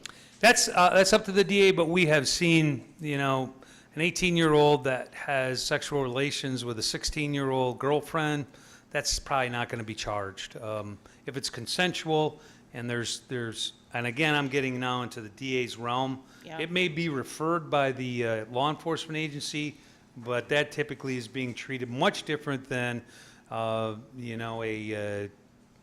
40-year-old man having sex with a 13-year-old girl. That's much, much different. Yeah, that's not Romeo and I think Juliet. that's what you're saying. Yeah, right. Okay, thank you very much. Thank you, Supervisor Powers. Next speaker is Supervisor Albrecht. Do you see an increase coming after tonight's start of Country USA? Not really. We don't have a lot of physical arrests, actually. We average about 5 or so a year where we take them to jail. We are very patient with our Country USA patrons, and we allow them to have a good time, maybe take a little bit of vacation, but we keep things controlled. You know, we're dealing with a campground of 12,000 plus campers. We can't go stirring a hornet's nest out there because we lose that. So we do issue a fair amount of citations for underage alcohol for those that are highly intoxicated and, you know, they're 15 and mom's got to come get them. So there's a fair amount of those things that happen, but physical arrests, no. We don't see a huge fluctuation. And then you do a good job at our jail. I realize we aren't the size of one of the larger counties or the largest county in our state, but I serve on the county mutual board, and they spend millions and millions of dollars on insurance claims against their jailers and for junk that they pull. So, I mean, we're very fortunate in our county for the job you do running your jail. Well, I appreciate that. It's extremely litigious in our jail. I have been, the first couple of months that I started as sheriff, I was freaking out because of the amount of times I was being sued. I'm like, is this normal? But John Bodner said, yeah, it's normal, don't worry about it, it's okay. Most of them are very frivolous type suits. A lot of them deal with medical issues. You know, they want certain things that are long-term things that they can get when they're out of our facility, or we don't allow them to have narcotics in our jail, so we don't give Oxycontin, oxycodone. We have alternatives to that, and that's not a fan favorite. So we get sued for those things. But unsuccessfully, you know, most times. Thank you, Supervisor Albrecht. Next speaker, Supervisor Norton. Thank you. This one-page summary of the study you said, was it provided to everyone? Because it was not in my packet. Should have been. The summary from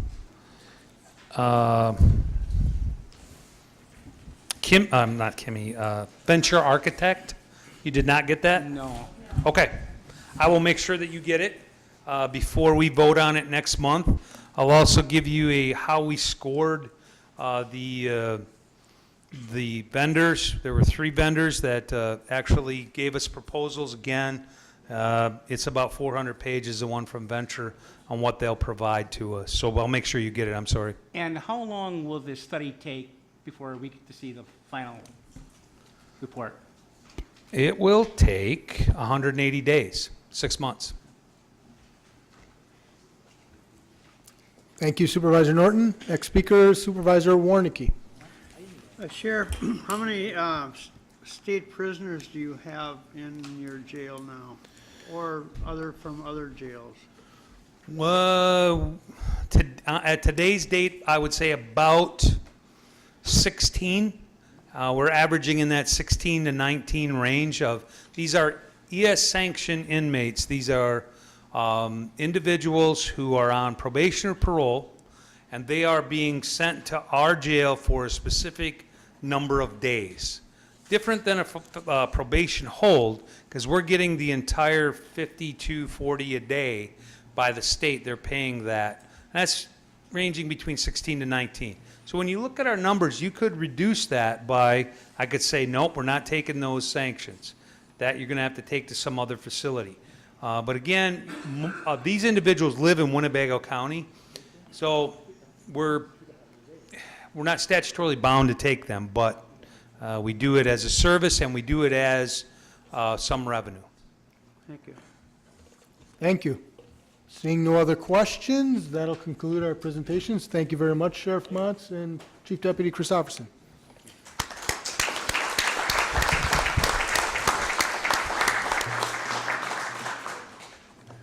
Okay, moving along with our agenda, there are no zoning reports or ordinances, so we'll move right down to resolutions. And first one is resolution number 036-062018, commendation for John A. Bodner. Supervisor Rasmussen. Thank you, Mr. Chairman.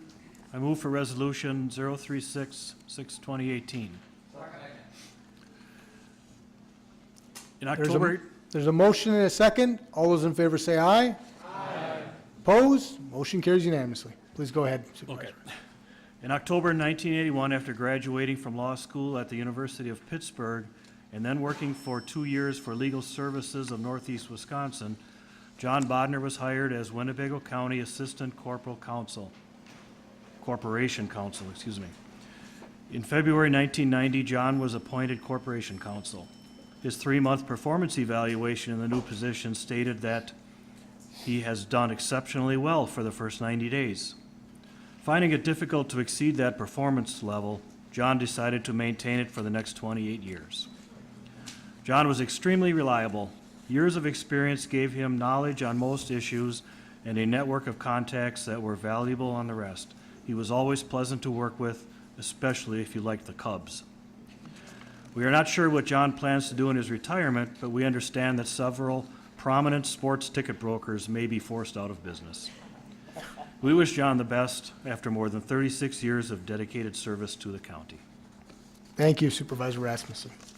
Next resolution is resolution number 037-062018, commendation for Connie Rothy. Supervisor Rasmussen. Thank you. I move for Resolution 037-6/2018. There's a motion and a second. All those in favor say aye. Aye. Opposed? Motion carries unanimously. Please go ahead, Supervisor Rasmussen. Connie Rothy began her career with Winnebago County in 1981 at the Treasurer's Office. She transferred to the Accountant Clerk 2 position at the Highway Department on July 23, 1987, and remained there until her retirement.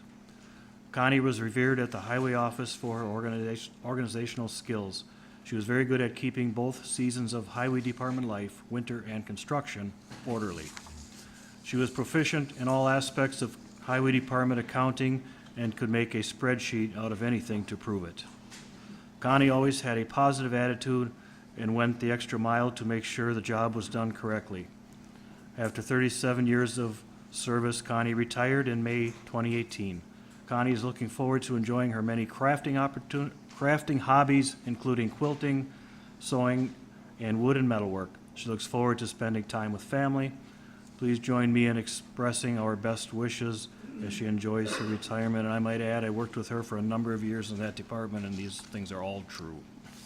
Thank you, Supervisor Rasmussen. Next resolution is resolution number 038-062018, commendation for Joan Martzel. Supervisor Rasmussen. Thank you. I move for Resolution 038-6/2018. There's a motion and a second. All those in favor say aye. Aye. Opposed? Motion carries unanimously. Please go ahead. Joan Martzel retired on May 31st of this year after 28 years with Winnebago County. She started her career as an AODA counselor before transferring to a position as a mental health psychotherapist in 1994. For most of these years, she worked out of our Neenah office, where she was the steadying force for the clinic as numerous other professionals came and went. Always a hard worker, she was able to stay on top of the administrative aspects of the job without ever losing her passion for treating patients. In fact, at the end of her career, she rededicated herself to treating some of the clinic's more troubled patients by receiving advanced training in a specialized form of therapy, and then leading our efforts to use it in our Neenah office. For these efforts, Joan has earned special commendation. Please join me in thanking her for her service to the county. Thank you, Supervisor Rasmussen. Next resolution is resolution number 039-062018, commendation for Namish Ringwala. Supervisor Rasmussen. Thank you. I move for Resolution 039-6/2018. There's a motion and a second. All those in favor say aye. Aye. Opposed? Motion carries unanimously. Please go ahead. Namish Ringwala retired from Parkview Health Center on June 1 after 25 years of dedicated service. Namish started out in the food service department, and 7 years later he transferred into the housekeeping department as a custodian. Namish has always had a positive attitude and good sense of humor that was well received by all. Please join me in expressing our wholehearted gratitude for Namish's years of service and best wishes for his future in retirement. Thank you, Supervisor Rasmussen. Next resolution is resolution number 040-062018, disallow claim of Progressive Insurance Company on behalf of Heather Oxtulowicz. Supervisor Rasmussen. Thank you. I move for resolution 040-6/2018. There's a motion and a second. Any discussion? Then we'll do it by a voice vote. All those in favor say aye. Aye. Opposed? Motion carries unanimously. Moving on down to the next resolution. Resolution number 041-062018. Appropriate $3,480,000 to a capital project to construct a 16-bed behavioral health adult community-based residential facility for the Winnebago County Department of Human Services. Supervisor Lautenschläger. Thank you, Mr. Chair. I move resolution 014-062018. There's a motion and a second. Discussion? Then we'll do this by a voice vote. All those in favor say aye. Aye. Opposed? Motion carries unanimously. Thank you, Supervisor Lautenschläger. Moving on down to resolution number 042-062018. Authorize a transfer of $31,000 from the UW Extension Department's labor and fringe accounts to the other contracted services account due to a current Winnebago County employee transferring to state employment. Supervisor Snyder. Thank you, Mr. Chairman. I move through the adoption of Resolution 042-06-2018. There's a motion and a second. Discussion? We'll again do this by voice vote. All those in favor say aye. Aye. Opposed? Motion carries unanimously. Moving right down to the next resolution. Resolution number 043-062018. Authorize a transfer of funds of $58,000 from the general fund contingency account to the Sheriff's Department's 2018 budget for a jail expansion study. Supervisor Wingren. Thank you, Mr. Chairman. As previously leaked, we'll pull this at this time. Very good. All right, so that has been withdrawn and will be put on a subsequent agenda. Thank you, Supervisor Wingren. Moving on to the next resolution. Resolution number 044-062018.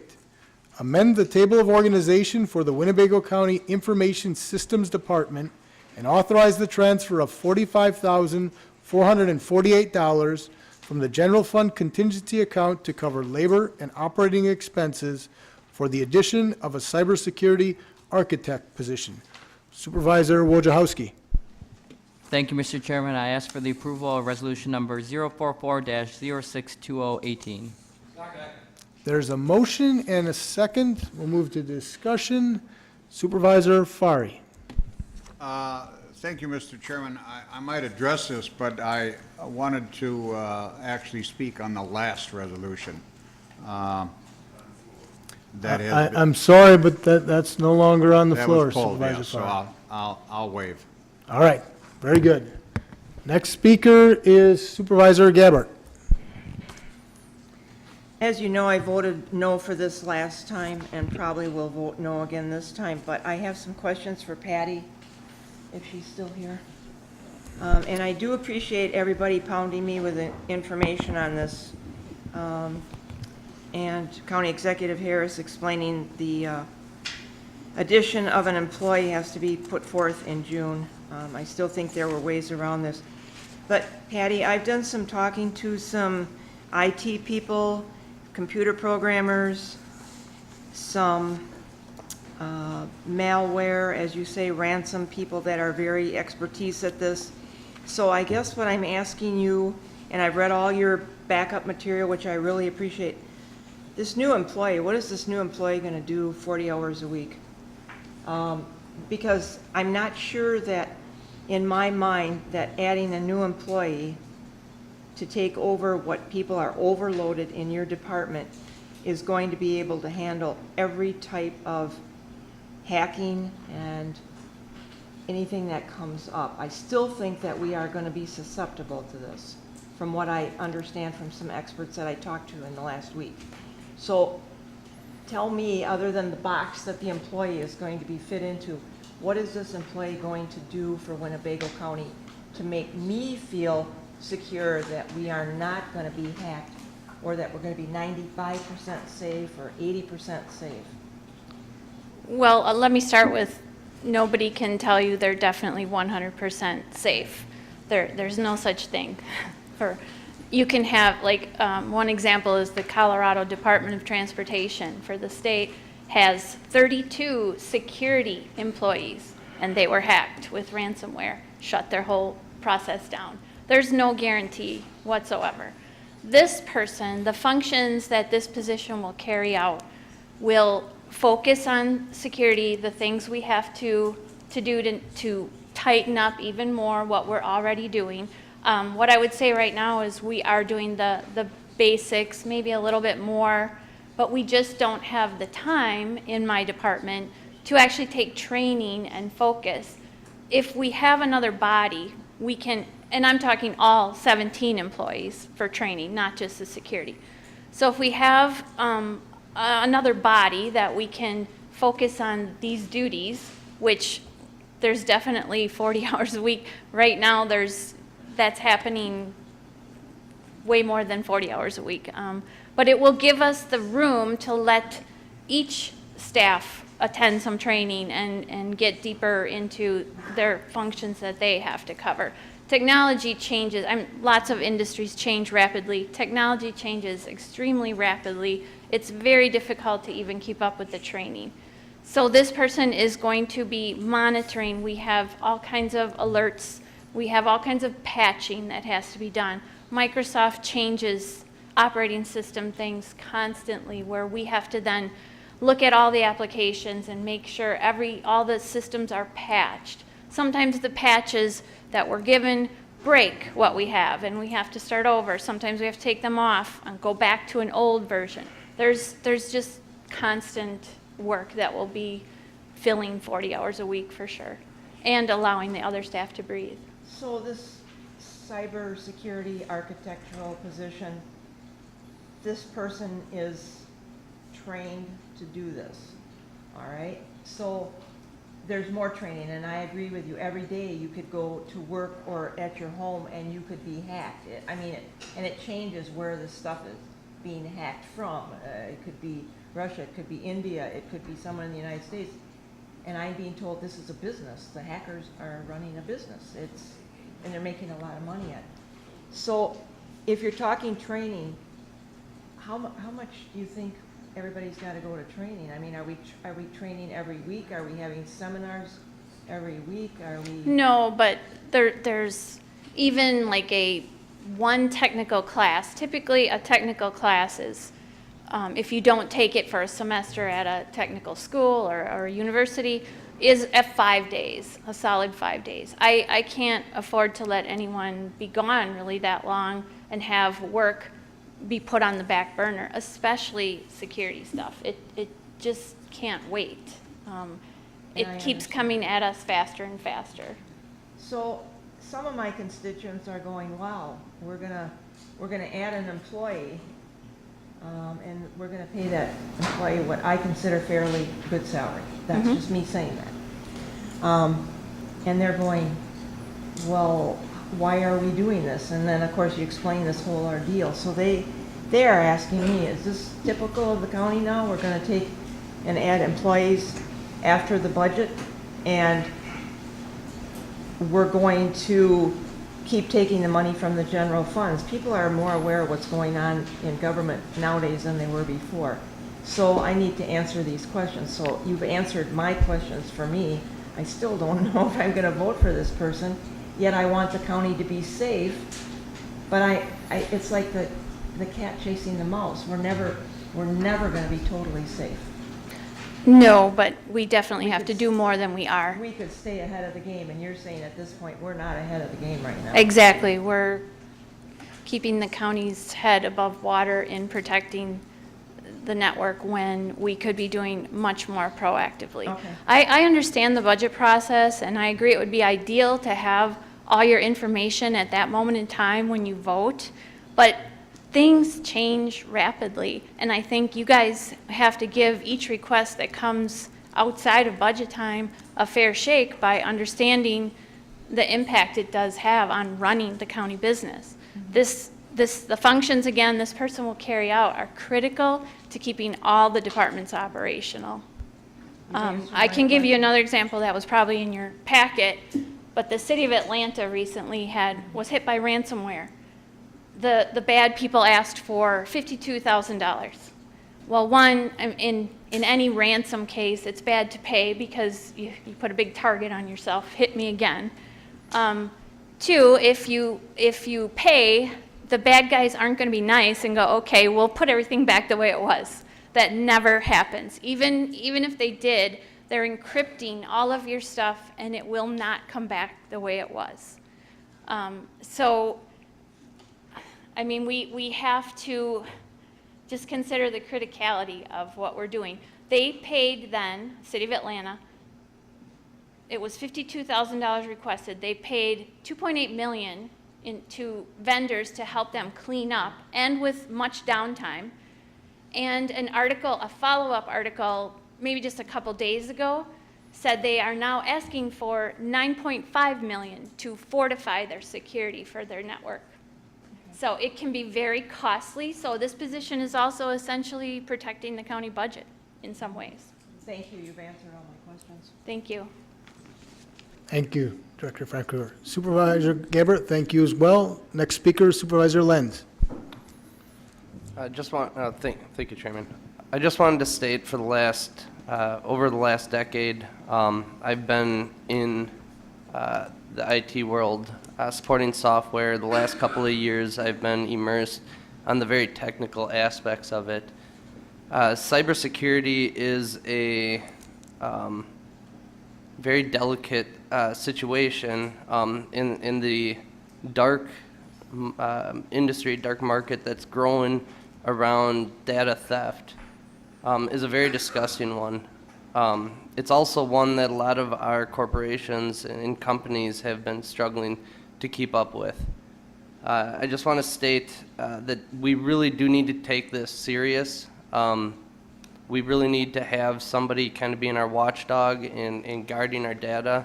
This isn't just the county board's data or the county employees' data. This is the county's, the people's data. This is something they own. This is their personal records. And if we don't do our diligence to stay on top of protecting ourselves, these folks will target us. I mean, we have the type of big data that's worth money to people. Even if we don't pay the ransom, they're willing to take this and sell it. I can tell you when I was working in e-commerce, there was tens of thousands, hundreds of thousands of dollars that people spent legitly to try and expand their prospects and customer bases. There's a lot of money out there for these hackers to take that data and turn around and sell it to companies that are trying to get an edge or expand their customer bases. I really do ask folks to take this into consideration. The software that I supported, just kind of speaking to the what the person's going to do. The software that I supported sent cumulative updates, multiple ones per year. Windows patches came out almost monthly.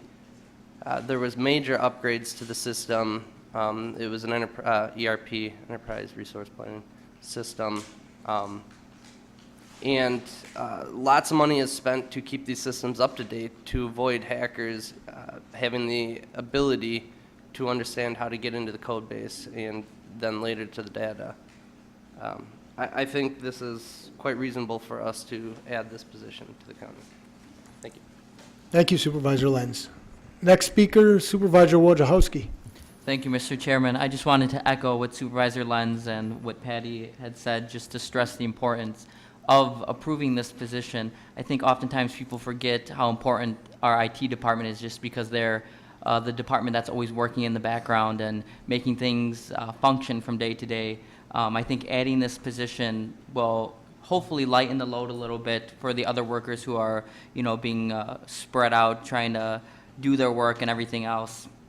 I think technology, much like the jail dilemma that we're talking about, and even our healthcare costs is another cost that is just going to be going up more and more as time continues on. Technology and cybersecurity are going to become more of a threat, more than they are already now. I think just looking at it from a fiscal standpoint also, this will end up, saving us more money than it will cost for the protection, just as Patty had said, and in some of the examples, governments and corporations have spent millions of dollars just to undo the damage that was done to them. And I think adding that layer of security will just benefit us in the end. So thank you. Thank you, Supervisor Wojciechowski. Next speaker, Supervisor Albrecht. I would hope that you would support this. You have to remember that we're responsible for a $160+ million budget, and with that kind of money, anything can happen. Thank you, Supervisor Albrecht. Next speaker, Supervisor Smith. Yes, thank you, Mr. Chairman.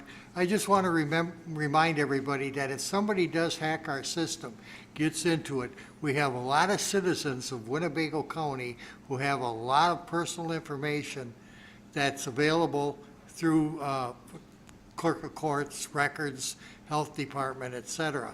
And if it gets hacked, all that is vulnerable. So we are protecting not only the county itself, but our citizens within the county. Thank you, Mr. Chairman. Thank you, Supervisor Smith. Next speaker, Supervisor Binder. Last time I voted against this, but after having the opportunity to talk with Patty, I truly believe this is a necessary position, and it's actually a good investment for our taxpayers to have the security. So I recommend everybody to vote for it, and it's not in the budget this year, but it could cost us a lot more money down the road. Thank you, Supervisor Binder. Seeing no other call-ins, we'll go ahead and do a roll call vote for this one. So all in favor would vote aye, all opposed vote nay.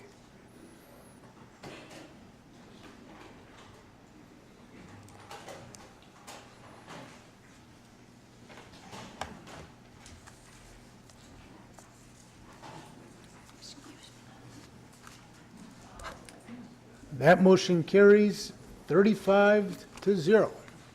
So it certainly passes. All right, very good. Moving on down to the next resolution.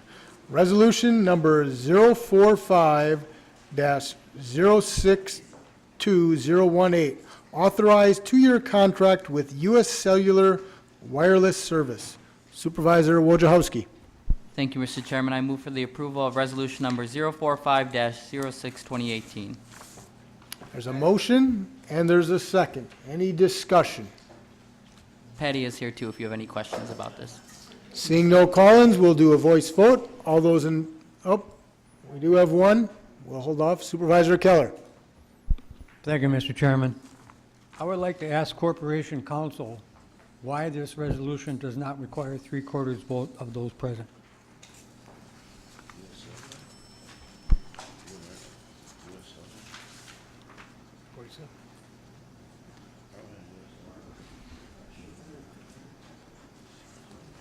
The answer to the question is, given the fact that this is a 2-year contract, and given the fact that it is obviously more than a year, money wasn't budgeted, it would require a 2/3 membership.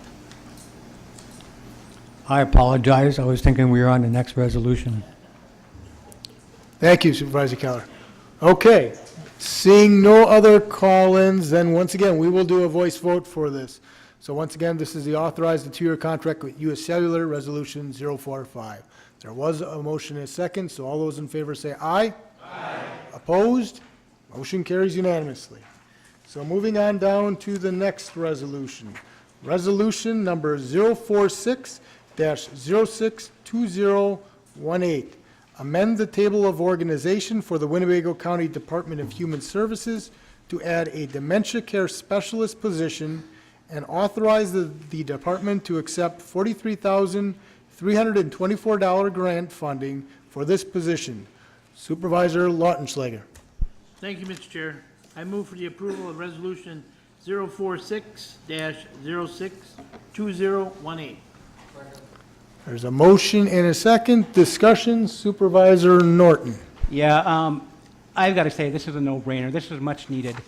I have found out by going to different ARC conferences and human service conferences, that this population in Wisconsin is getting older, and this condition, dementia, is just going to get worse and going to affect more and more people. And a few years ago, Supervisor Lautenschlager and I and a few other people tried to get more of these specialists throughout the state, and we tried to get our Representative Workcash to do that, and he did get it. And then the state put in for 12 more positions, and we, not we, but the Human Service Department and ARC debated how to go. Either would it be better to partner with someone or go by ourselves. And I think one person that has to be really thanked for this is Beth Culp, who is the ADRC director. She took it upon herself, not herself, but she said, we're going to go for it and get a position just for Winnebago County because we really need the capacity. This is really needed. It's going to be much more needed in the future. Beth Culp put together a proposal that was very unique, and different age groups came together to help with this. I just think I ask you that truly, for the older population, for the people of this county, to support this position. Thank you. Thank you, Supervisor Norton. Next speaker, Supervisor Fari. Thank you, Mr. Chairman. I'm certainly going to support this, but I do have the question of, do we provide a facility in this county to care for people with dementia? My understanding is they have to go to Fond du Lac. Does anybody know?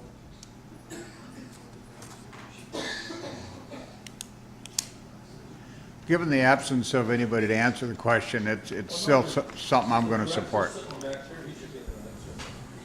Who? Director Topol, if you could answer the question? It's a very good question. I can only say that we in the Human Services Department don't have specialized residential services for folks with dementia. I would say that our nursing home facility, Parkview, deals with, I'm sure, a number of folks that have dementia. There are a number of assisted living centers that are private in the county that we would assist through our Aging and Disability Resource Center and through this new program we would assist families in finding the appropriate resource for their families, and if they have issues with being able to finance it, that we would also assist them with trying to find appropriate financing for it. But specifically, do we in Human Services have facilities for folks with dementia? Specifically, no. If they had a mental illness and possibly some dementia, needed residential, we might be able to assist with them. Thank you. Just to piggyback on that, Supervisor Fari, so dementia is certainly a spectrum of illness, so there definitely be individuals in facilities throughout our county who would have dementia, but certain spectrum and degree might require something called a lockdown unit for certain individuals. That would be in Fond du Lac County. And that would be in different Thank facilities. you. Next speaker, Supervisor Lautenschlager. Thank you, Mr. Chair. I agree with all of that Supervisor Norton said, but the biggest thing is Winnebago County should be somewhat honored to get this grant because we had to compete with other counties to do this, to get this position. In the governor's last budget, he put a certain amount of dementia specialist positions in.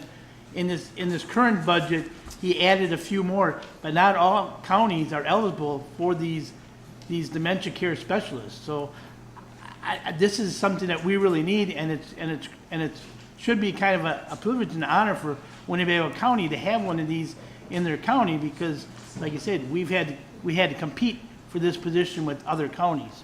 So I ask that you approve this. Thank you. Thank you, Supervisor Lautenschlager. Next speaker, Supervisor Albrecht. Well, you will accept the grant for $43,000. What's the total amount of money that's going to be spent? Director Topol? Sure.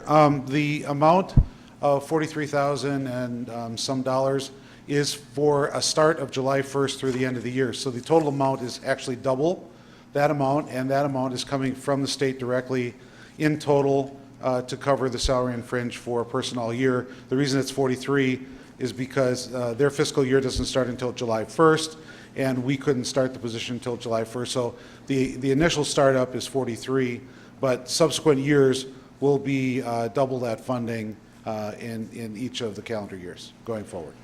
I understand that amount, but, so it'll just be that, it'll be the double the amount of the 43,000, so Winnebago County doesn't have to kick in any out of their own budget after this? That's correct. Thank you. Our finance director has a couple comments as well. Please go ahead. And I just wanted to correct that. The total salary and fringe will be 73,500 because we did put in that 43,000 was 6,500 for startup, like small equipment and so forth. So I just want to make sure you knew it wasn't double that salary. Okay, thank you for the clarification. Next speaker, Supervisor Shorsey. Thank you, Mr. Chairman. A sobering statistic is that 50% of people 85 and over suffer some form of dementia. So and the wave of boomers are coming. And also added to that, I might add, for our other agenda item is they expect boomers to have higher incidence of boomers who have used drugs long-term are expected to increase some of those numbers. My question about this specialist position, I fully support it. And I would just caution us that we do give a lot of thought to performance measures and targets. And that my personal bias is that we go a direction of working one-on-one with clients, families and clients, to give them assistance versus doing classes and that sort of, support and education, through education. So I do fully support the addition of this position. Thank you, Supervisor Shorsey. Seeing no other call-ins, we'll go ahead and do this by a voice vote. All those in favor say aye. Aye. Opposed? Motion carries unanimously. Moving on down to the next resolution, and that is resolution number 047-062018. Support the creation of a nonpartisan procedure for the preparation of legislative and congressional redistricting plans. Supervisor Gordon. Thank you, Mr. Chairman. I move for Resolution 047-062018. There's a motion and a second. Thank you. Please go ahead. My original intention was to withdraw this resolution. However, these eloquent ladies from the League of Women Voters convinced me that we as a county do need to say, as a county board, that we support nonpartisan redistricting and send that to the state as a board body. I know that some of you have referred to the Supreme Court ruling yesterday. It was not a defeat.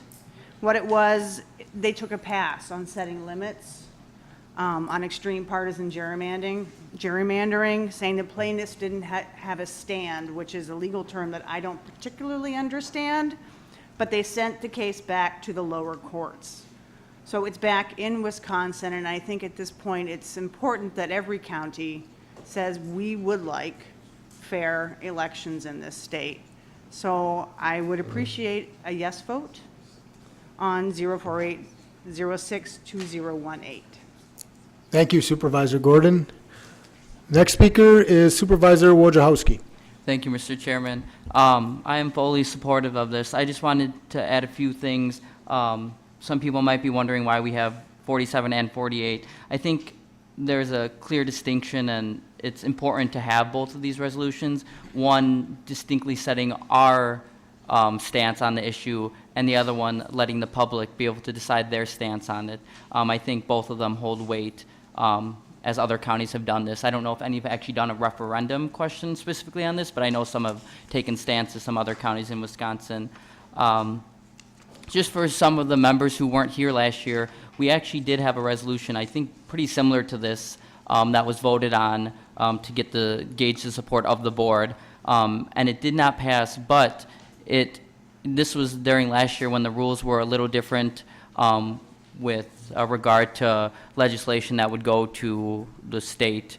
So it technically had the passing votes, but under the old rules it failed, which is why it's back. So I think there is support for this, and I hope you would support this by voting yes. Thank you. Thank you, Supervisor Wojciechowski. Next speaker, Supervisor Shorsey. Thank you, Mr. Chairman. One of my biggest issues with this and 48 is that we seem to be setting a precedent here for some more partisan motivated resolutions coming presented by individual supervisors without the benefit of review by the legislative committee. And I know in this case, I had to do a quick study on redistricting and that sort of thing. So I would appreciate, first of all, some instruction on the acceptability of this practice, meaning supervisors bringing issues to the board for consideration without going through committee. And if it is allowed by board regulation, then I would suggest that we establish a practice of having resolutions that tied with partisan politics of the day be reviewed by the legislative committee to determine appropriateness for board consideration. Thank you, Supervisor Scorsese. In terms of your question about individual supervisors always have the right to put forward a resolution, and that's why this, for example, is with only certain individual names. The body or anyone in the body always has the right to refer any particular resolution as well at any time to a committee of jurisdiction. And So you would have that opportunity yourself if you so chose to refer it. In the form of a motion? Correct. Then I would move that 47 and 48 be referred to the legislative committee for their review and recommendations to the full board. Okay? So there's a motion and a second, and just to be clear, so since we're only on Resolution 47 right now, the motion to refer would be strictly for the moment on Resolution 47. And so that motion takes precedent, but it is debatable. So there was a motion and a second to refer to the legislative committee. So any further discussion would be on the referral to the legislative committee. Next speaker then would be Supervisor Smith.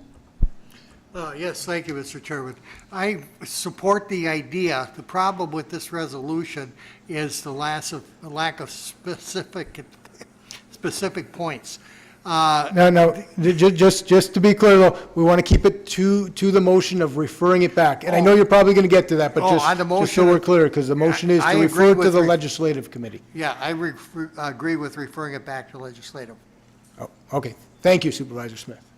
So next speaker would be Supervisor Gordon. My point was not regarding referring it back. Okay. So. All right, very good. All right. Seeing no other speakers, we're going to go ahead and do this by a roll call vote. So the motion was to refer to the legislative committee. This is strictly only Resolution 47. So a motion to refer would be an aye. Motion opposed to a nay.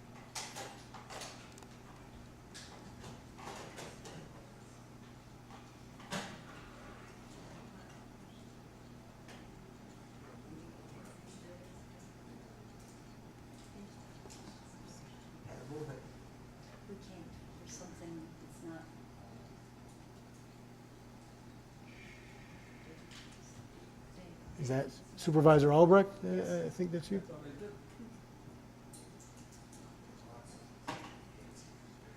And that motion passes 22-13, so that is referred to the legislative committee. So moving on down to the next resolution. Resolution number 048-062018. Conduct countywide advisory referendum on creation of nonpartisan procedure for the preparation of legislative and congressional redistricting plans. Supervisor Gordon. I move for Resolution 048-062018. There's a motion and a second. Discussion. Supervisor Gordon, please go ahead. I also would move to amend the first paragraph of this resolution. There was a handout that I was given to you. It's just the whereas statement. So instead of whereas the Winnebago County Board of Supervisors passed Resolution 047062018, it would read, and it's a piece of paper that looks like this.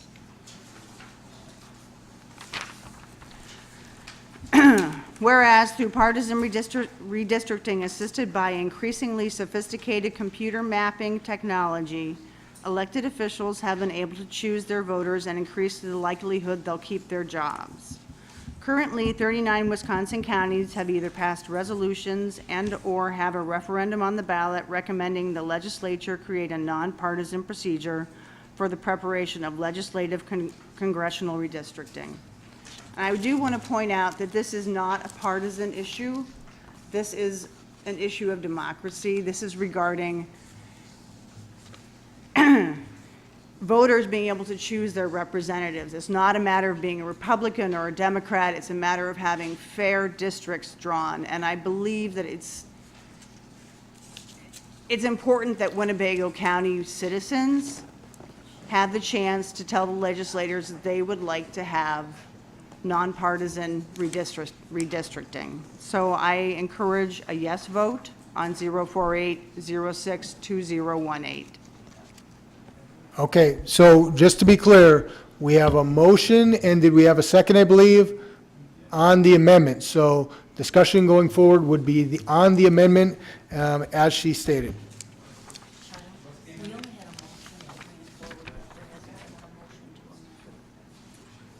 That's what she had done.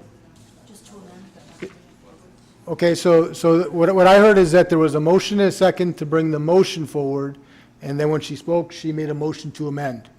Yes. So now any further discussion will be on the amendment specifically, then depending on how the vote goes on that amendment, we will then vote on either the original resolution or the amended resolution, depending on whether you vote aye or no on the amendment. So Sorry, any discussion didn't right now mean to confuse it. is on the amendment. Does everyone understand that? No? All right. Yeah, so every discussion for the moment is on the amendment, then we will vote on that amendment before we go back to the original resolution, okay? Does anyone need me to read the amendment over again? No? Okay. So next speaker, Supervisor Shorsey on the amendment. Mr. Chairman, I move that we refer this issue to the legislative, I can't do that now? Oh. Okay. Okay. Actually, I believe that takes precedent. I'm going to make sure I clarify this, though, but I'm quite certain a refer to committee would take precedent from the motion to amend. Yes, it would. Okay. So that motion is valid. So was there a second? Second. Okay, so there was a motion to refer this to the legislative committee. Then any further discussion until we resolve that would be on the refer to the legislative committee. Supervisor Keller. I was going to make the same motion, thank you. Okay, thank you, Supervisor Keller. Next speaker would be Supervisor Wingren. Sure. Thank you, Mr. Chairman. Yes, I certainly favor going back to the legislative committee, or going to the committee. This county board works on the committee system. It just does. And that's why we have this situation. We don't want a free-for-all. Everybody just brings in resolutions that should go through committee. This is one of them. We are we board. We, the people of the United States. We, the people of Wisconsin. We, the people of this county board. It's just, it's the right thing to do. Thank you, Supervisor Wingren. Next speaker, Supervisor Wojciechowski. Thank you, Mr. Chairman. I think, I understand sending back the first one back to committee because that's us taking a stance. This one is not us taking a stance on the position itself. This is allowing the people, like Mr. Wingren said, we're allowing the county, our constituents, to vote on this issue. Regardless of how they vote, that still doesn't affect necessarily how we vote. If they all approve this and then we decide later to vote on it as a body, you can still vote no. You don't have to vote just based off what the referendum item is if you so choose to do that. And I think, I'm going to say this, and I feel like I'm going to get some flack for saying this, but you say we have this committee system, and maybe that's how it's worked, maybe that's how you've done it in the past, but we have rules that say it does not have to be done that way. And I think constantly, telling people they can't bring resolutions on their own, especially when there is support from other people, certainly just has 2 names on it. My name would have been on it if I would have responded in time to put it on there, but there is support behind this, and I think sending it to the committee, it's not going to change really the opinions of how all of us feel about it right now. I mean, it's a referendum item. How much can you really change about it? I think just let the people vote on it and don't send it back to committee. Thank you, Supervisor Wojciechowski. Next speaker, Supervisor Norton. Mr. Chairman, I have a question. If we send it back to, or send it to a legislative committee, can we bring it back for next month's meeting and pass it, and will it be able to be put on a November ballot?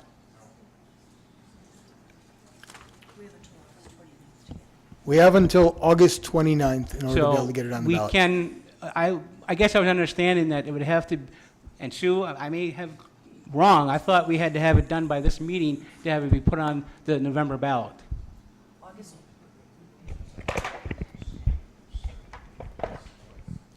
August 29th is the deadline for us to get the official wording filed in my office for it to be on the November ballot. So am I guaranteed that if we send this to the legislative committee, that this will be back on next month's agenda? Am I guaranteed that? Can't guarantee that because it's up to the legislative committee to decide what they will do with it. I'm going to if say it's I'm one of referred. the co-sponsors of this. I tell you, I don't know about Julie Gordon, but I'm telling you, I have no problem. If you want to send it to a legislative committee, you can do that.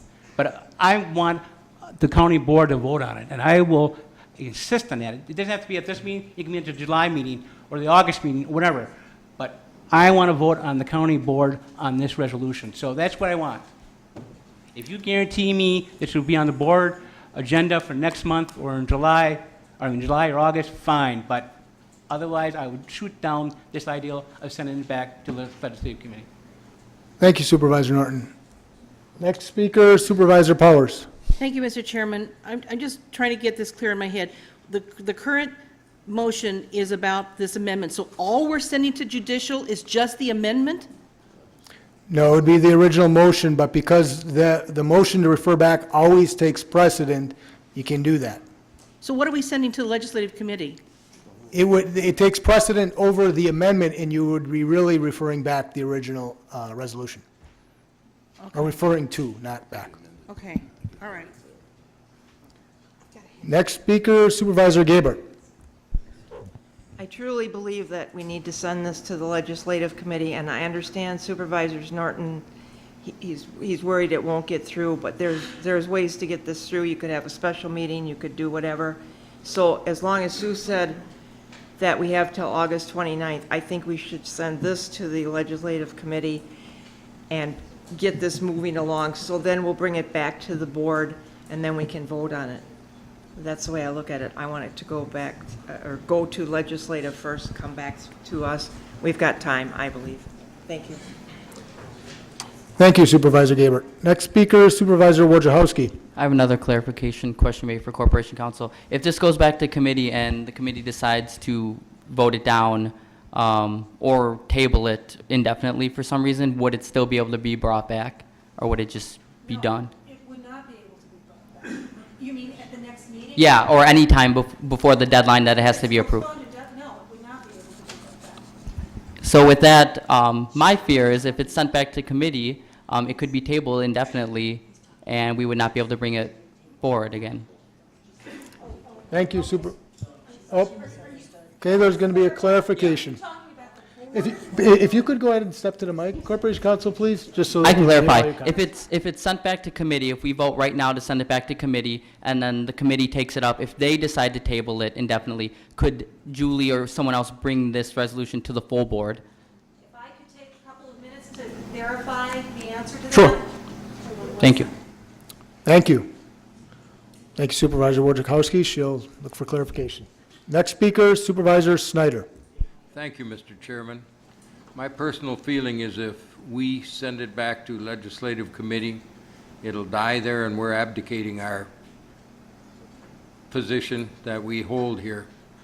we're not allowing the citizens who put us in these chairs to voice their opinions. Second of all, if we decide that we really do want to do this, I would like Supervisor Shorsey to consider withdrawing it until we pass the amendment, the rewording amendment, and then bring it back to send it if you want to do that. But again, my first point is the most important one. We, if we send it back, are abdicating what our people put us here to do. And that's to allow them to speak on issues through us. Supervisor Sorcy? You're not required to, but he's asking you, but just so you all know, if she says yes, then the second to her refer to committee also has to agree to that. Right.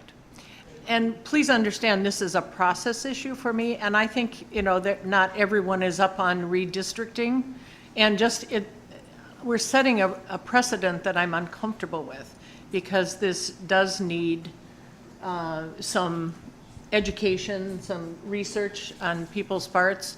So I'm concerned with the process primarily. I'm not saying I'm not in favor of this particular resolution, but so if it's an issue of what gets sent to the legislative committee, I would be willing to withdraw my motion, and so this amended version could then be sent to the legislative committee. So that's your prerogative. Now, the second has to Correct. approve of that. And just to be clear, in order for it to go to the legislative with the wording of this amendment, of course, the amendment would have to pass. Otherwise, it would not be going in that form to the legislative committee. So just we're all clear on what we may or may not be doing. So are you looking to withdraw your motion or not? Yes, I will withdraw that Okay. motion. Now, is the second, who was the second? The second was Supervisor Keller. Do you support that or not? Support that. Okay, so he does not support that, so the motion on the floor still is the referral to the legislative committee. Next speaker, Supervisor Gordon. Sorry, I should have canceled my request to Okay, speak. thank you, Supervisor Gordon. Next speaker, Supervisor Lenz. I have a couple, thank you, Chairman. I have a couple questions in regards to the intent. For this one, is the intent to give the people the option to vote? And then the second question is, what is the intent of bringing this to committee? What are we trying to get clarification or understanding on by running this through committee in regards to giving people, the citizens, the right to vote on this? Okay, I'll open the floor to the lead sponsor to answer your first question, Supervisor Gordon. The intent of this, Steve, is to allow the citizens of Winnebago County to express to the state legislature through the voice of a referendum that they would like to see nonpartisan redistricting within the state of Wisconsin. It's just to send a message to them. There has been several bills, and the last bill was Assembly Bill 44 for nonpartisan redistricting, which was struck down. And I would like to see, and many others would like to see, nonpartisan redistricting in the state so that we do have fair elections.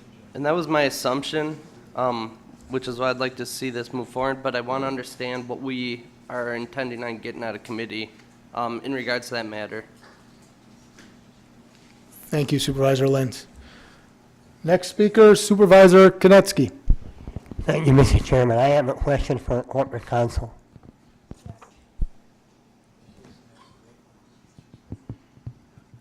I'm drawing a blank here, right here. Oh, there you are, okay.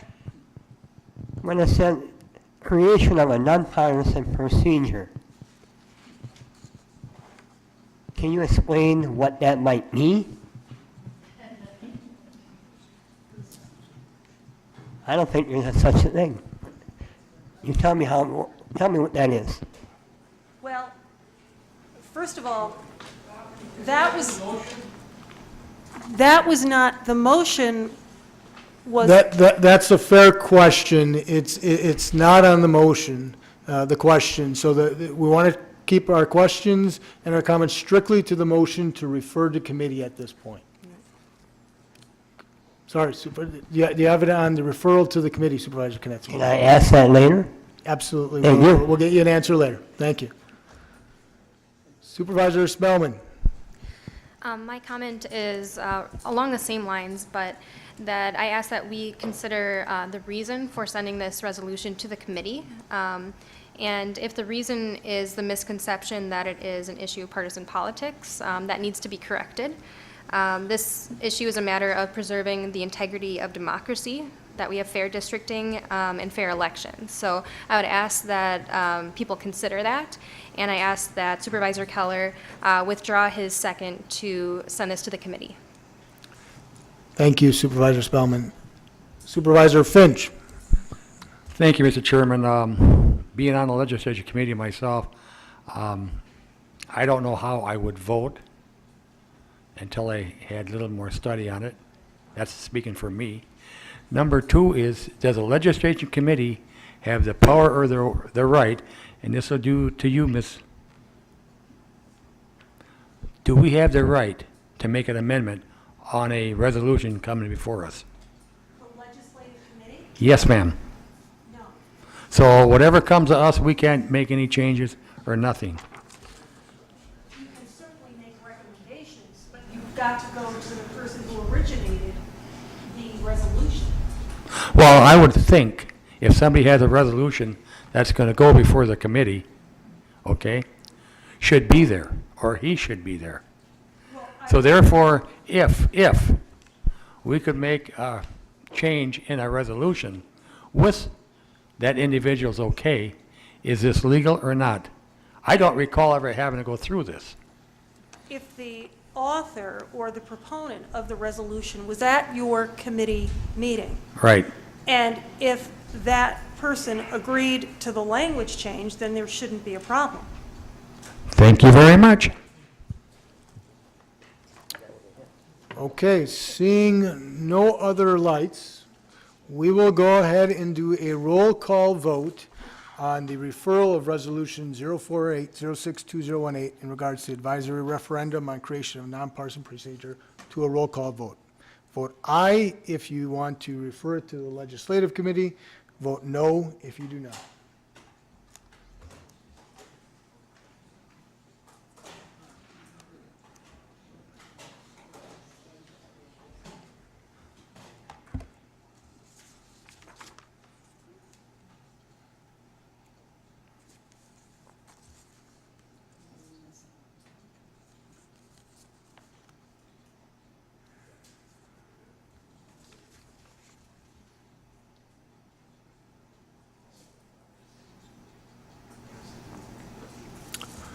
Supervisor White, oh, I can see you're trying, there you go.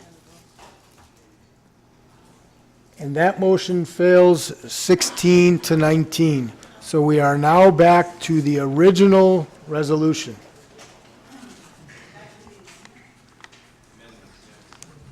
We are actually back to the amendment. You are correct. We're back to the amendment from Supervisor Gordon. So discussion on the amendment. No discussion? Supervisor Rasmussen.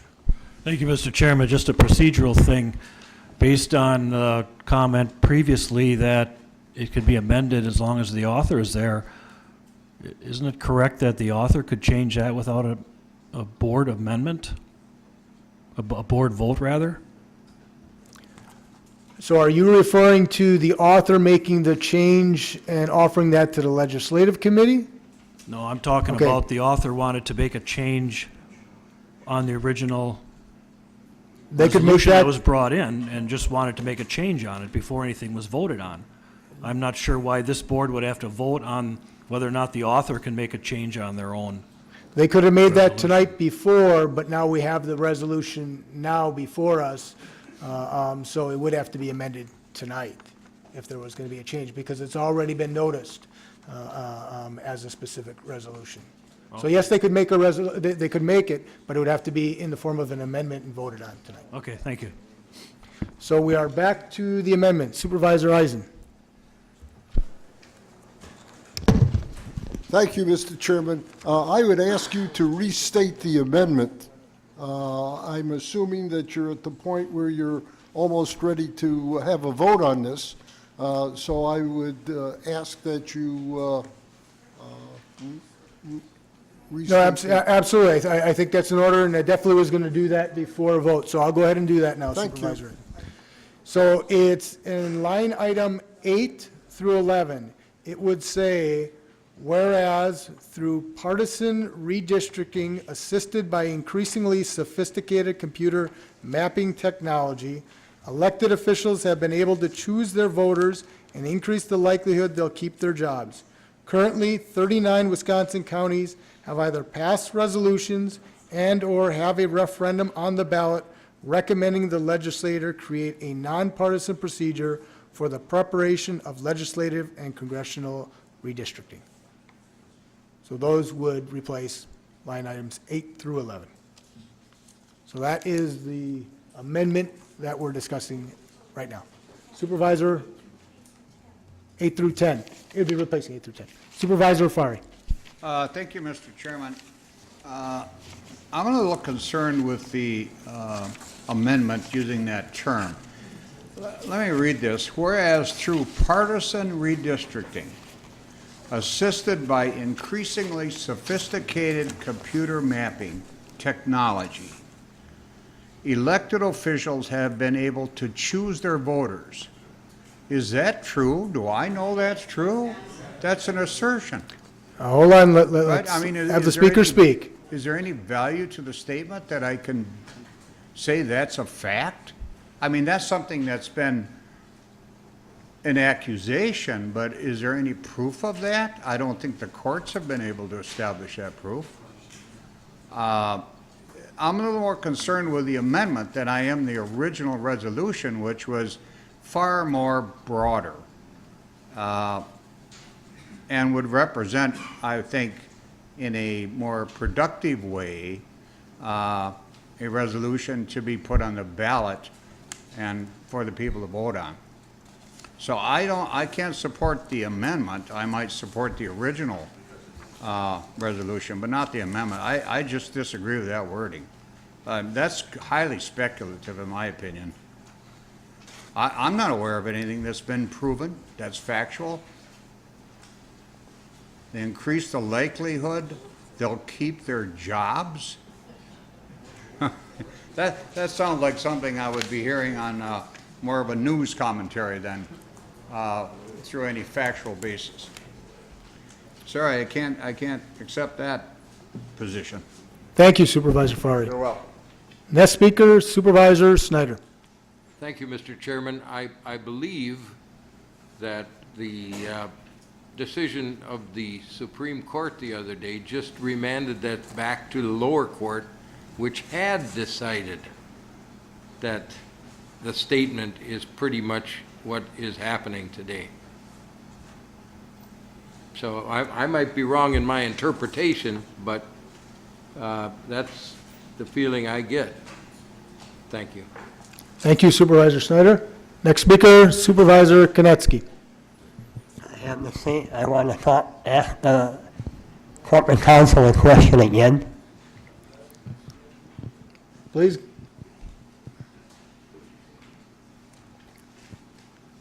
What is your interpretation of creating a nonpartisan procedure? What might that mean?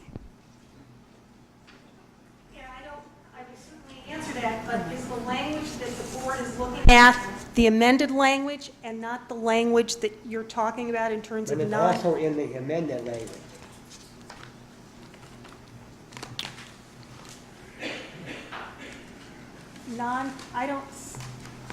I don't see nonpartisan procedure. I see in the amended language partisan redistricting.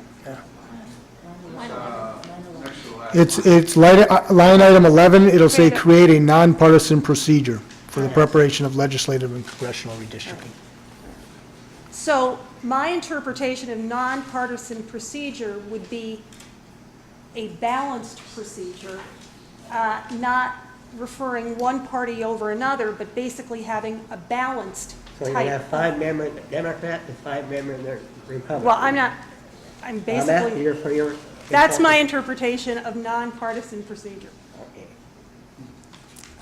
Thank you. Thank you Supervisor Koniski. Thank you Corporation Counsel. Next speaker is Supervisor Lautenschlager.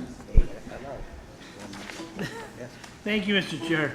But the thing is, we have to use the amended language. We can't use the original language, because the original language says the Winnebago County Board of Supervisors passed Resolution 047-0 on June 19, 2018. Well, that resolution was referred back to committee. So we can't use the current language in that resolution. We have to use amended language, because yeah, but this language in the current one that we're voting on right now says we passed the other one, which was sent back to committee. And that's fair. You know, another option would be simply to delete lines 8 to 10. We'd have to delete that. We'd have to delete that part. That's not the motion on, but that would be an option. Next speaker, Supervisor Powers. Thank you, Mr. Chairman. This might possibly go to answer the question that Supervisor Fari had, and that is, if we had listened to the ladies from the League of Women Voters earlier, and they talked about, and maybe it seems anecdotal, but these are the kind of things that are going on all over this country, where people, the number of people who are voting on one side or the other, and for instance, in Massachusetts, gerrymandering is strongly in favor of Democrats rather than Republicans. So it's going on both sides all over the country. But those ladies talked about how many people voted for a representative or for a senator or for whatever, and the votes were completely skewed in that. No matter how many people were voting for them, they weren't getting what they were asking for because of gerrymandering. Thank you. Thank you, Supervisor Powers. Next speaker is Supervisor Gordon, followed by Supervisor Fari. I would be open to deleting the entire first paragraph and just starting at line 11, if it would make supervisors more comfortable with not having any language that they might find. So first of all, you'd have to withdraw your amendment, and the second would agree, and then you could make that motion. So you're asking to withdraw your amendment?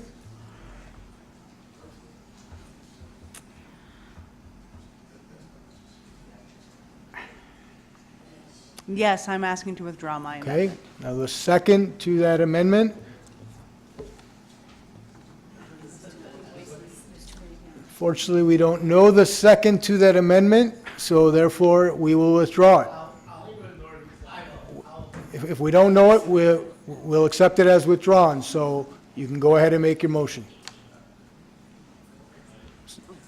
So if you want to make a new motion, you can do that now. Oh, I move to delete the first whereas paragraph Okay. as it was amended. Okay, so her motion specifically is to delete line items 8, 9, and 10, the first whereas. And there's a motion and a second, so that's the discussion right now. Is there any discussion on that? Supervisor Fari, on that? Thank you, Mr. Chairman, and let me thank Supervisor Gordon for doing that. I was going to offer another amendment to accomplish the same goal. So I thank you for bringing that forward. Based on that amendment, I will support this. Thank you. Okay. Thank you, Supervisor Fari. Next speaker is Supervisor Binder. I too will be supporting this. I mean, I'm all for a referendum to let the citizens actually say what they want. That's why they elected us.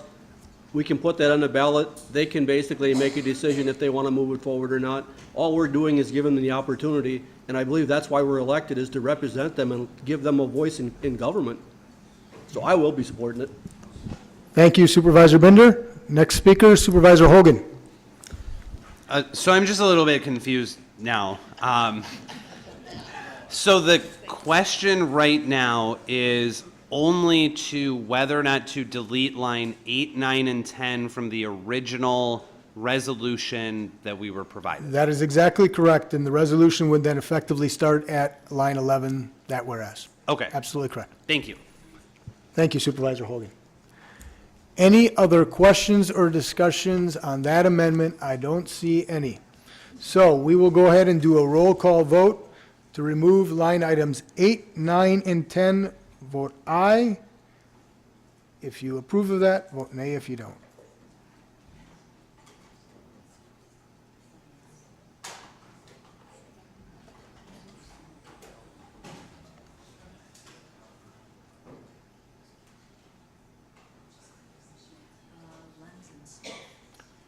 Supervisor Lenz and Supervisor Smith, if you could please confirm your vote.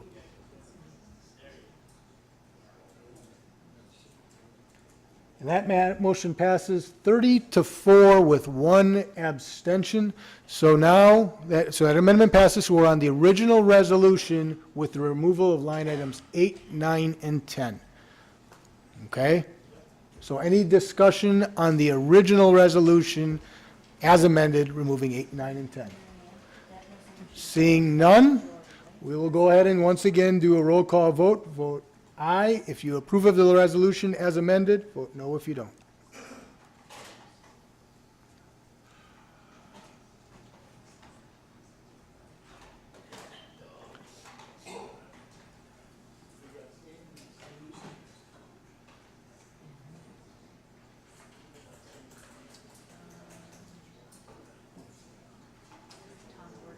Supervisor Borchert, if you could please confirm your vote.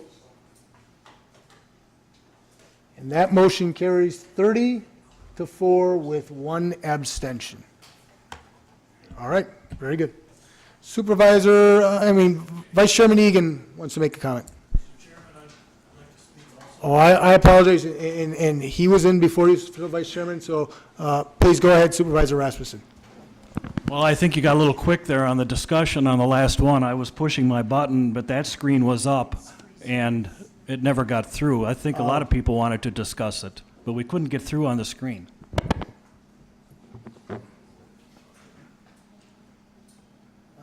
I'm sorry, the screen's been freezing out for us. You're pushing my button, but the wrong screen was up. For some reason, we've lost the connection to the bench screen. Okay. Vice Chairman Egan.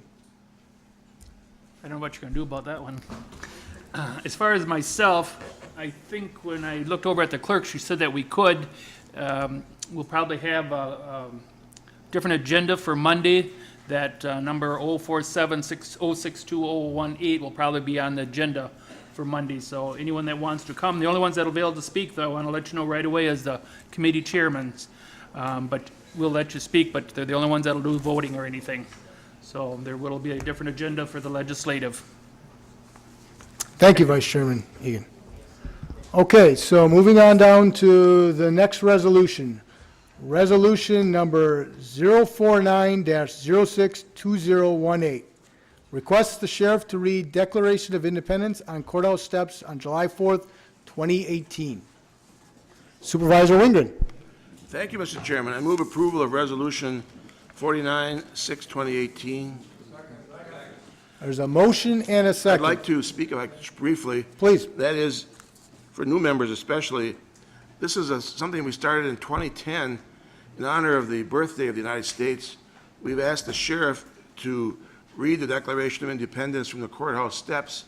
Back in the day when this was adopted, there was a lack of communications, and one of the ways that people learned about this declaration, about the birth of a new country, was through broadsides, pamphlets that were passed out. Clergy members were asked to read it from the pulpits, and the other way was to have the county sheriffs read it from the courthouse steps of their respective counties.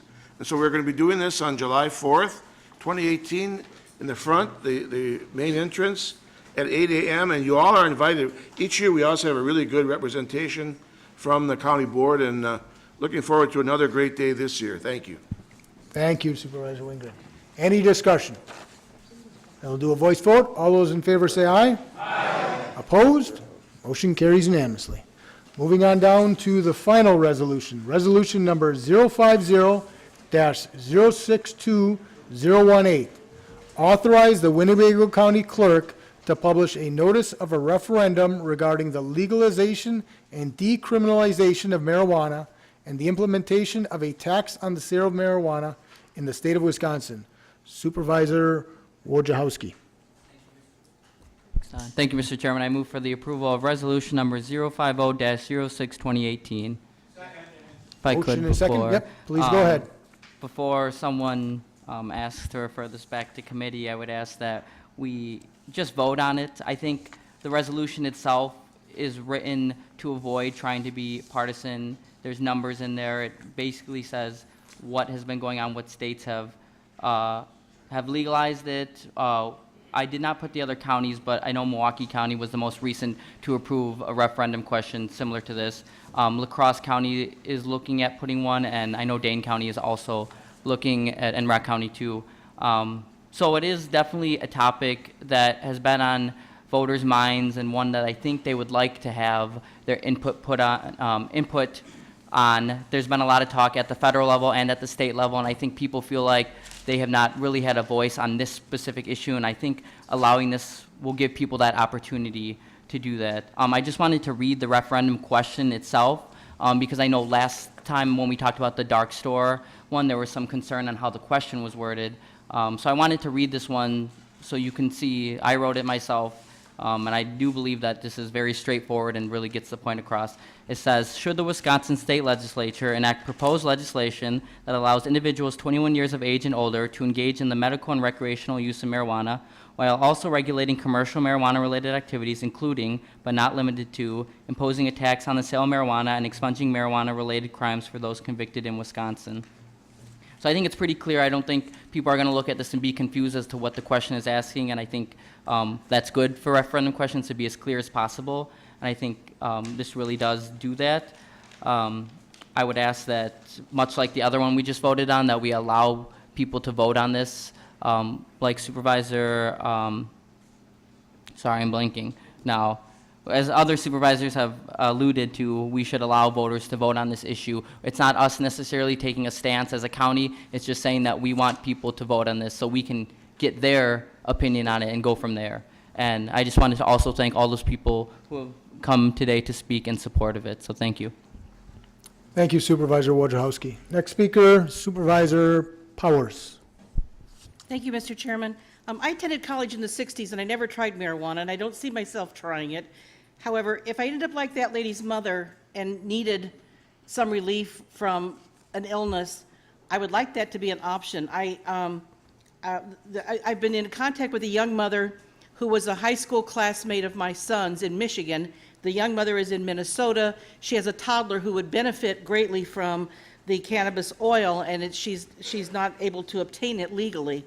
And I also would say, one reason I'm going to put this, or vote yes for this, is that I ran for election for this office based on the fact that my predecessor who sat here wanted to keep things off of a ballot.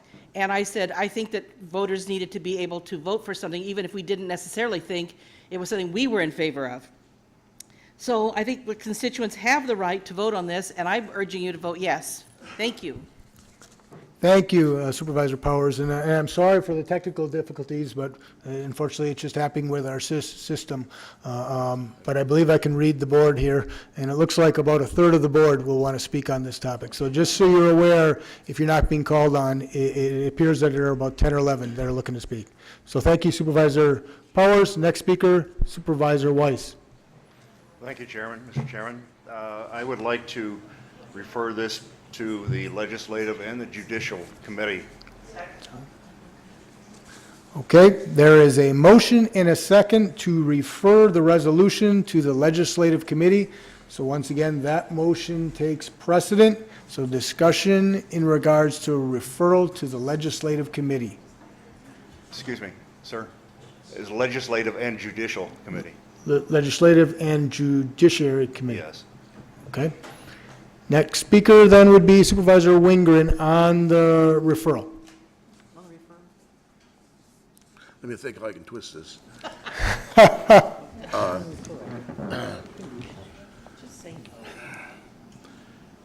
I don't want to offend anybody here at all, so Mr. Chairman, let's you and I have a chat. Just you and I on this matter. First of all, when I mentioned that I believe that we work on the committee system, I didn't mean to offend anybody at all. I certainly honor the right of any individual member to draft a resolution independent of a committee if they wish. I just think that that would just be a free-for-all. That's my humble opinion based on 21 years here. If you don't agree, that's fine. But this whole claim, and that's why I'm speaking about sending it back or not, the claim has been made by certain supervisors and the public. Let the citizens tell us what they think. But what they say does nothing. The lady isn't, if they say yes, the lady isn't going to get her marijuana for her dear mother. She's not. This fall, we vote for a legislature and a governor. All we have to do is not be lazy. We need to ask those candidates what their position is on the legalization of marijuana and all the related issues. I don't want to get into that. And then vote. Vote. That's easy. That's hard. That's hard. It's easy to sit back and say, oh, let people vote on a referendum. It does nothing. It's strictly an advisory referendum. It has no effect. If we're going to have an advisory referendum, let's do it on something that matters to this particular board. Let's vote whether or not to have the airport. Let's vote on what the size of the county board should be. Let's vote on whether we should get rid of the county executive and have a county administrator. Let's do something that we have control over that will, not just an advisory referendum, a feel-good thing. So, you know, I just don't see it. I'm not going to belabor the point because I respect I respect everybody's opinion and their right to do that, but I just felt I need to speak, and that's it. Thank you, Supervisor Wingren. Next speaker is Supervisor Smith. Yes, I'm in favor of the resolution of moving this back to committee. And a little background on this. This actually has two parts to it. The medical use of marijuana and the recreational use.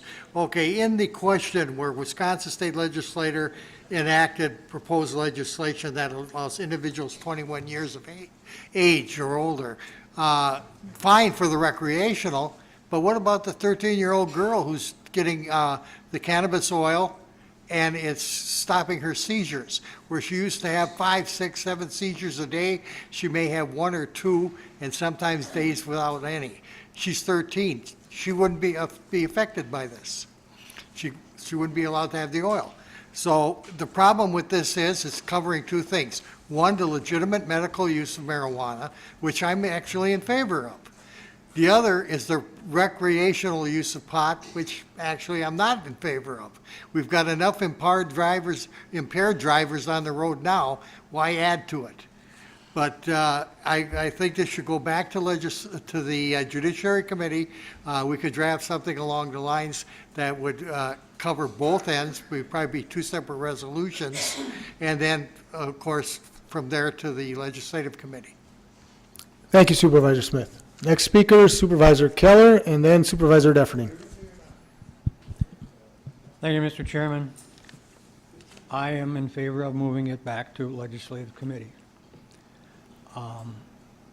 In April 2018 Wisconsin Counties Magazine, there is a heading called Legal Issues and County Board Rules. And in that article it states that there are a few statutes that require county boards to conduct business in a specified manner. It also says there are statutes that require county boards to maintain certain committees. Our county board has 14 standing committees. I believe that these 14 committees exist because past county boards believed that there was a value in committee review. The committees are created to gather information, review, and analyze issues prior to full county board action. The article states, some of the duties of these committees are provide policy oversight, provide policy direction, make program recommendations, recommend policy planning initiatives, monitor certain activities, act as liaison, and last of all, advise the county board. As Supervisor Shorsey indicated before, she was scrambling to do some research on a referendum for a referendum. I found myself doing the same thing today. This resolution has been presented to us from 2 county board supervisors. I respect these supervisors. I respect their desire and their passion to do what they believe is right and to affect Wisconsin legislation. I believe that resolutions for countywide referendums should be processed through county board standing committees, of which we are all a part. A group of supervisors should present their resolution for committee review, just as other resolutions and other state regulation go before committee prior to full board consideration. Back to the article.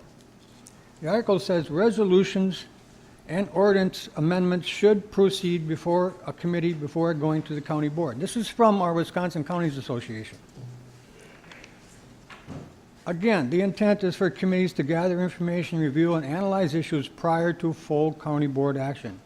Some issues are simple, fairly clear, and non-controversial, such as direct action can be taken without going through committee. There are a few of those. But I do not believe a referendum is one of those.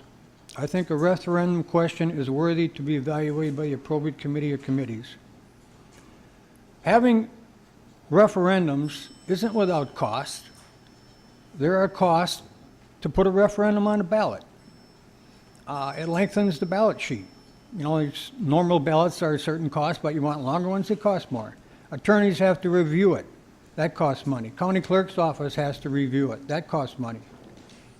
I'm told there's additional programming time required. That costs money. In fact, I think the supervisor in front of me here referenced a referendum from Milwaukee County, and in that article in the Milwaukee Journal indicated that they estimated the cost of the referendum was $15,000. Not a big amount of money, but it's about of money. So therefore, I think we should send it back to committee. Thank you. Thank you, Supervisor Keller. Next speaker, Supervisor Defferting, followed by Supervisor Fari. Thank you, Mr. Chair.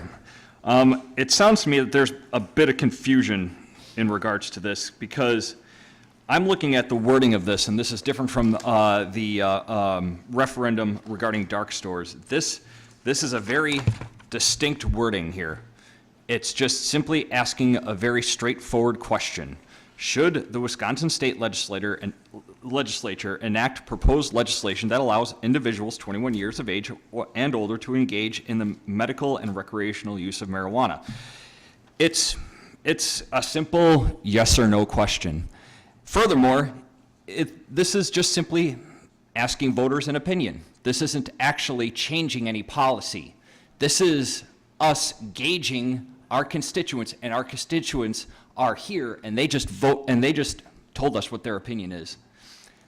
We were voted by the people.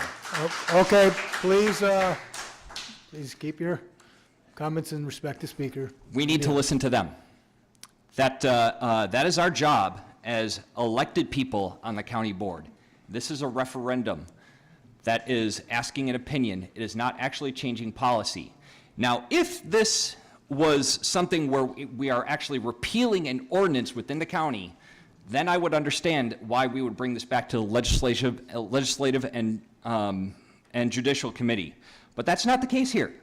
This is just asking an opinion of the people that voted us into office.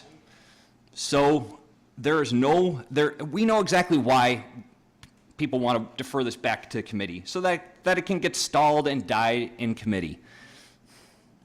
And this is an incredibly important issue right now, because right now there's a lot of embarrassing facts in regards to the state that we need to rectify. I mean, we were just talking about, possibly building onto the jail. 25% of the people incarcerated are drug-related offenses. Furthermore, Wisconsin's racial inequality has consistently been ranked as one of the worst in the country. And a lot of this stems right into this very issue. And right now, there's been studies done by both Milwaukee Journal Sentinel regarding analyzing 46,000 traffic stops that have found that minorities get stopped more than whites inside city limits. And a lot of it is in result of marijuana-related offenses, and it's not even because they do more drugs than whites. In fact, a study by Duke University has... Supervisor Deffery, I do want to keep it to the motion, though, to the Okay. referral to committee. I give very- you a little attitude, but I don't want to go too far. I do apologize for going off on a tangent, but this is a very important issue, and it's just simply asking our voters their opinion on it. We're not actually affecting policy, so I will be voting against deferring this back to committee. Thank you, Supervisor Deffery. Next speaker is Supervisor Fari, followed by Supervisor Rasmussen. Thank you, Mr. Chairman. I must respectfully disagree with the motion to refer it back to committee. First of all, I wouldn't think anybody in this board wants to be a hypocrite. We just approved Resolution 48 that says, okay, we can put it on the ballot. Why can't we do the same thing with this one? I mean, we've already reached that decision previously, so let us go forward with this one and vote it up or down to put it on the ballot. I agree it should not go back to committee. Let's bring it forward. Personally, in regard to the question itself, I strongly support medical marijuana. I think that has been substantially documented that it is beneficial to many, many people who are ill.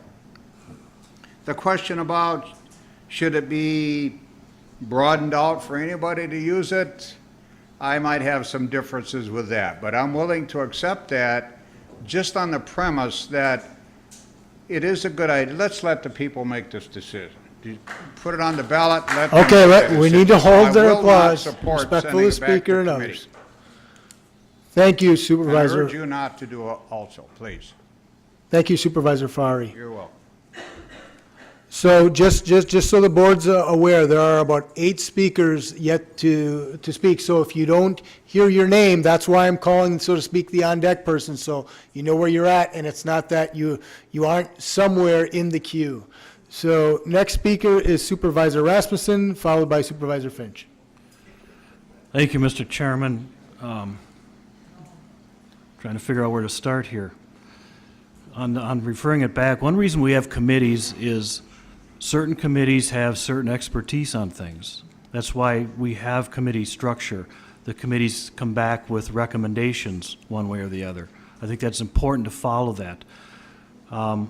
When Supervisor, I forget which one, made the motion to send it to the 2 committees, I agree with that. The Judiciary Committee.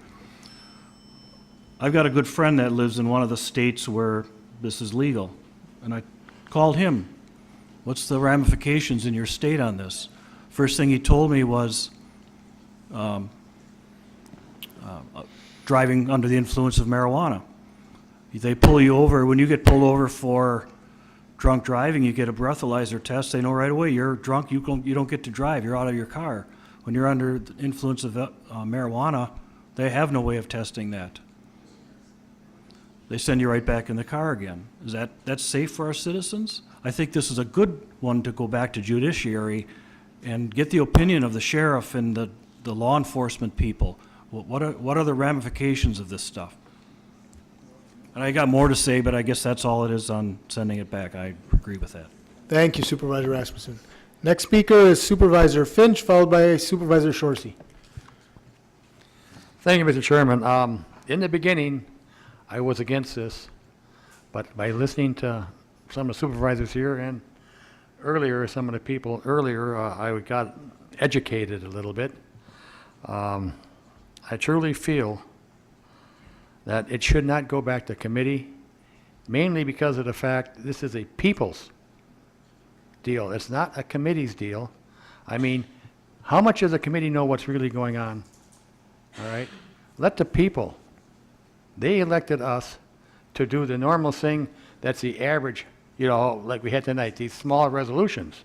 But we're talking about something total for the state of Wisconsin or Winnebago County, whichever. But the point is, the people should have that right to decide. That's what they elected us for to a certain part. But then again, they also expect us to, when it gets something of this nature where they have a say in it, they should have that right. So I don't feel it should go to committee. I think it should be approved, and we'll take it from there. Oh, by the way, one other thing, there's something called the cost, all right? Cost is this and the cost is that. Heck, we're all taxpayers. So if they're paying their taxes like anybody else, they should have that right for that also. So, thank you. Thank you, Supervisor Finch. Next speaker is Supervisor Shorsey, followed by Supervisor Wojciechowski. Thank you, Mr. Chairman. I do support sending it back to committee as recommended. And I do have a question about why this is being presented. We just dealt with marijuana legalization issues, and I can't remember the month, but it was since I started in November. And I'm wondering why we are getting this, another run at this issue when we already voted on the issue at within, definitely less than a year. Pardon? Go ahead, Supervisor Norton. That had to do with legislation that would drop the penalties for marijuana possession, I believe. And that's the difference, big difference. Thank you for the clarification. Thank you. And I also believe that this is better addressed. I don't believe it's appropriate to be addressed at a county level and should be addressed through the state and federal policy process. And that the people that are working on this project should keep it. I really don't want to be a part of the discussion. I want people to do that with their state and federal representatives, not through the county board. Thank you, Supervisor Shorsey. Next speaker is Supervisor Wojciechowski, followed by Supervisor Hogan. Thank you, Mr. Chairman, and I think that's a great point, and I think that's why bringing a referendum is such a good idea, because it's not in our hands, it's in the voters' hands. Certainly, we all have our personal beliefs, and I should have said this when I first started speaking, but my hope was to avoid personal feelings on this, and that's why I've been trying to avoid saying whether personally I support it or not. But I do think people should have the opportunity, regardless of how you feel about it, to vote on this. If you feel strongly against it, then you can go and vote no on the November ballot if this is approved. I think we should all have that opportunity. And I think with, policies this intricate and, that would have a big effect on the state, it would have a direct effect on this county and all the constituents here. I think because of that, we should all have a say on guiding the state. This might not have any effect on how they decide to change policy in the state, but it certainly gives them an idea of how people around the state are actually feeling on this issue. And, you can post on Facebook how you feel about it, but they're going to look at the votes when it comes down to these issues, and we can use this real data to, actually gauge how people are feeling. So I would really just urge not sending this back to the committee because, as the Corporation Counsel had said, the language can't be changed at the committee, so I don't really know what's going to happen if it gets sent there or what the point of it being sent back besides just following regular procedural things that we've done in the past. I think to be consistent, like the other resolution, we should vote on this and not send it back to committee, because then we're setting a precedent that we'll approve some referendums, but others will get sent back to committees, and there's really no reason to why that is. So I would support that you don't send this back to committee, please. Thank you, Supervisor Wojciechowski. We have a clarification from the Corporation Counsel. Please, go right ahead, and maybe if you can step to the mic. In terms of the actual language, if in fact the board votes to have this countywide referendum, the actual language that is drafted is the responsibility of the Office of Corporation Counsel, just so we clarify that. So the language that you're looking at is the gist of what would be said, but it's my office that's the one that actually drafts the language that would be put on the referendum. Thank you for that clarification.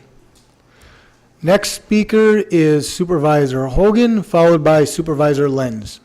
Thank you, Mr. Chairman. I am opposed to sending this back to committee. A couple of things have been said about the committees and why we send them back to committees, but on something that calls for whether or not a referendum question should be posed to the voters, I don't think a committee has any more expertise than this board as a whole. What is a committee going to tell me as to whether or not we should give the voters of Winnebago County the ability to answer this referendum question? I'm on the Judiciary Committee. I have absolutely no idea what I would be able to tell this board as a member of a committee that they don't already know as to whether or not the voters should get this. I agree that there's certain considerations as to the referendums costing money to even pose to the voters, but that's why you can vote against this against the resolution as a whole. I don't think a committee needs to tell you anything that you don't already know as to whether or not the voters should have the ability to answer this, or as Corporation Counsel just mentioned, a question that's kind of similar to this. So I'm against sending this back to committee. I think this board does have enough information to vote on this resolution as it's stated right now. Thank you. Thank you, Supervisor Hogan. So just to keep you updated, since you can't see the board, at the present time, there are 5 speakers still currently who desire to speak. So next speaker is Supervisor Lenz, followed by Supervisor Smith. Thank you, Mr. Chairman. I guess I'll keep it short. I agree with Supervisor Hogan. I don't see the value add in sending this back. We were elected to our positions to do a job. I think today's job is to give the people a voice, a chance to vote on this, and all I see here in this referendum is just that. Putting it on the ballot gives them a chance to speak out in a legal manner. Thank you, Supervisor Smith. Supervisor Lenz. Next speaker is Supervisor Smith, followed by Supervisor Singstock. Thank you, Mr. Chairman. I'm going to go back to my original point on this, is that the resolution is too broad.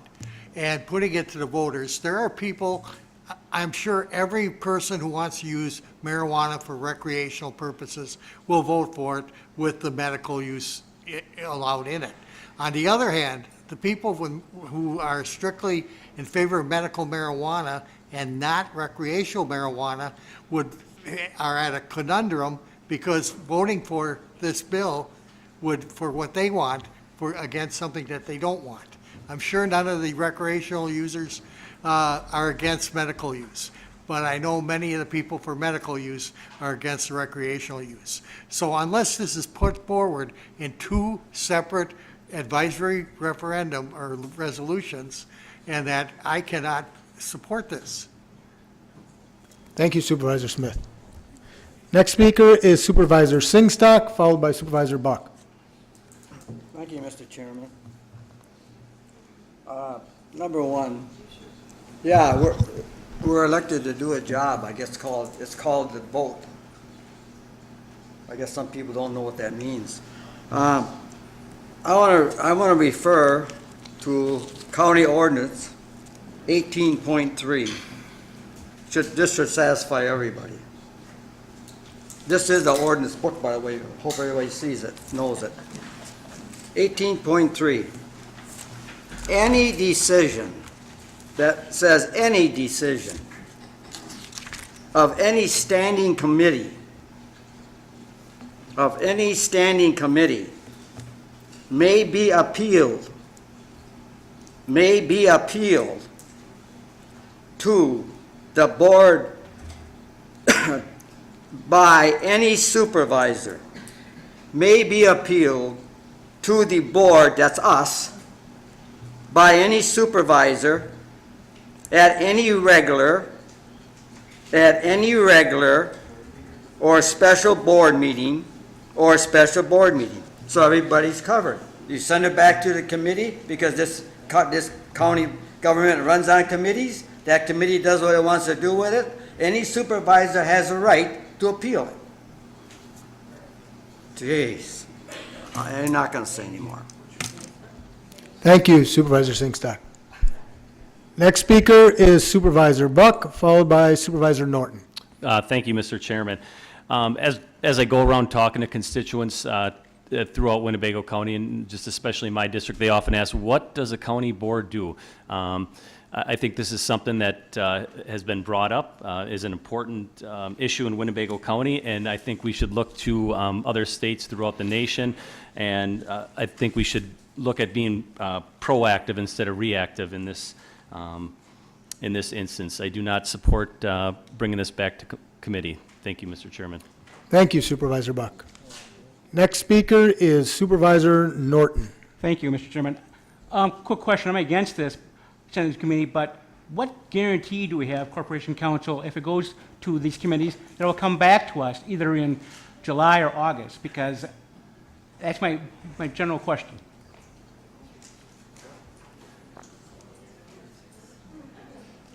I don't think there can be any guarantee, based on everything I'm seeing. I see what this man referred to in terms of 18.3, any decision of any standing committee may be appealed to the board by any supervisor at any regular or special board meeting. Does it say it could be at the next meeting? No, but it could be interpreted both ways. But I think if you're looking for a guarantee, I'm not prepared to say there's a guarantee. So if I understand you correct, Corporation Counsel, if by next meeting we don't have anything on the agenda dealing with this issue, then or anyone else could bring this same resolution to create this referendum in the August meeting, and if I understood the county clerk, it could still be put on a November ballot. Am I correct on that? There is a deadline of August 29th, so whenever the meeting would be, and I guess it's certainly it's the third Tuesday of the month. Okay. So you would not have a problem with that. So I'll let that. So I have no guarantees coming back, but if I don't know about my other supporters of this resolution. If you don't see something to come July's agenda, I'll come back in August. Just for clarification, so everyone knows, our meeting in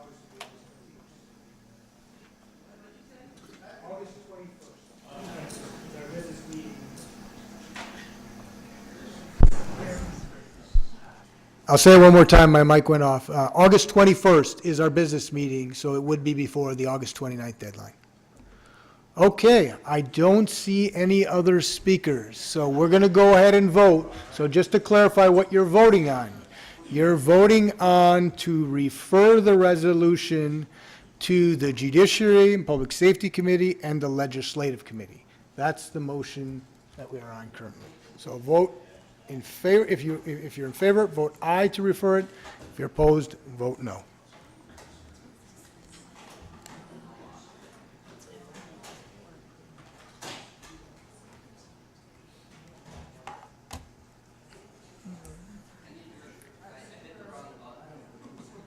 Go ahead and hit the other button that you want to vote on and then confirm, and if it doesn't register correctly, let us know after the vote. So that motion fails 13 to 22. So we are still on the original resolution then. Discussion on the original resolution, otherwise we'll go to Supervisor Smith. Yes, I would move to amend that original resolution to eliminate the recreational use and age 21.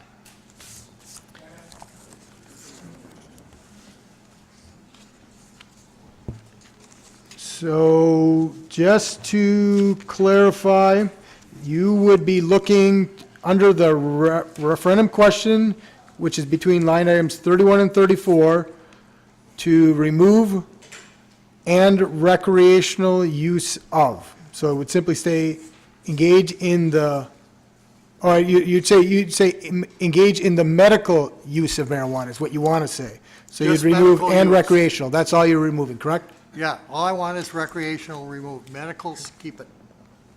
Okay, and then you wanted to remove 21, did you say? Yes, the age 21. So if you're using it for medical, the 13-year-old with seizures could use it, and it would be legal. If you leave 21 in, she couldn't legally use it.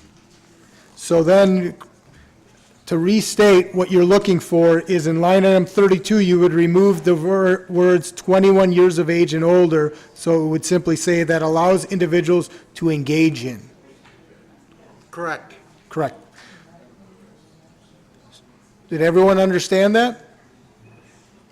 Okay. So we're taking out 21 years of age and older in line 32, and we're removing recreational and recreational in line 32. That's the amendment. So discussion on that amendment. Supervisor Wojciechowski.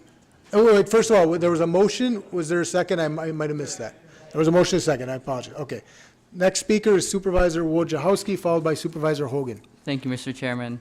I understand the intent of, and I would, if that was the question which was originally posed, I would support it, but I'm against changing it. I think you're bringing personal feelings now into how you feel specifically about the use of marijuana, and you know, you can have those personal feelings about that, but we should keep it open to allow the voters to decide if they approve both.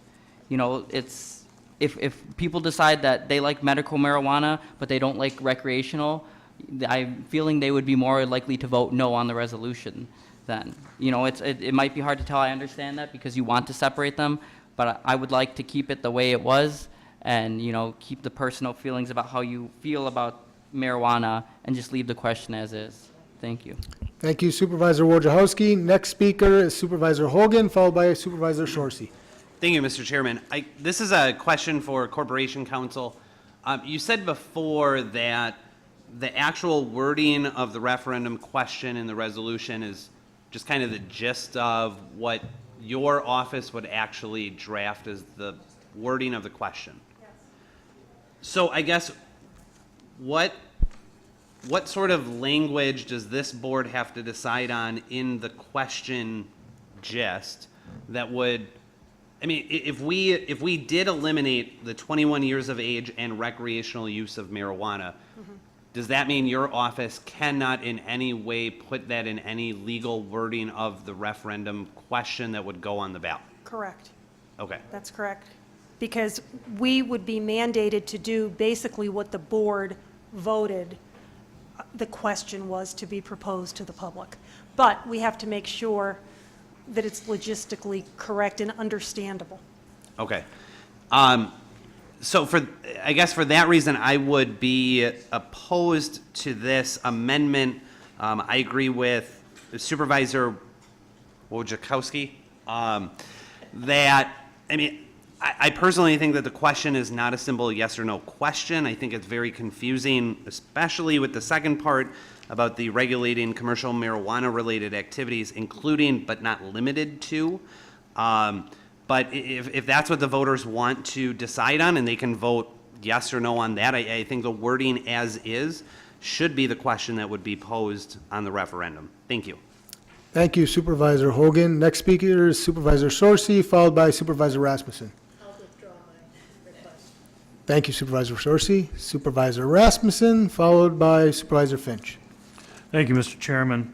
I agree with the amendment because there's a big difference between recreational and medical use of marijuana. I mean, I guess that's just for what it says. This is two specifically different things here. You know, it'd be like if we combine a resolution adding an employee to one department and another department. You wouldn't do those together. You do them separate. These are two separate things. And when the comment was made that maybe it wouldn't pass because one is on there, that's exactly right.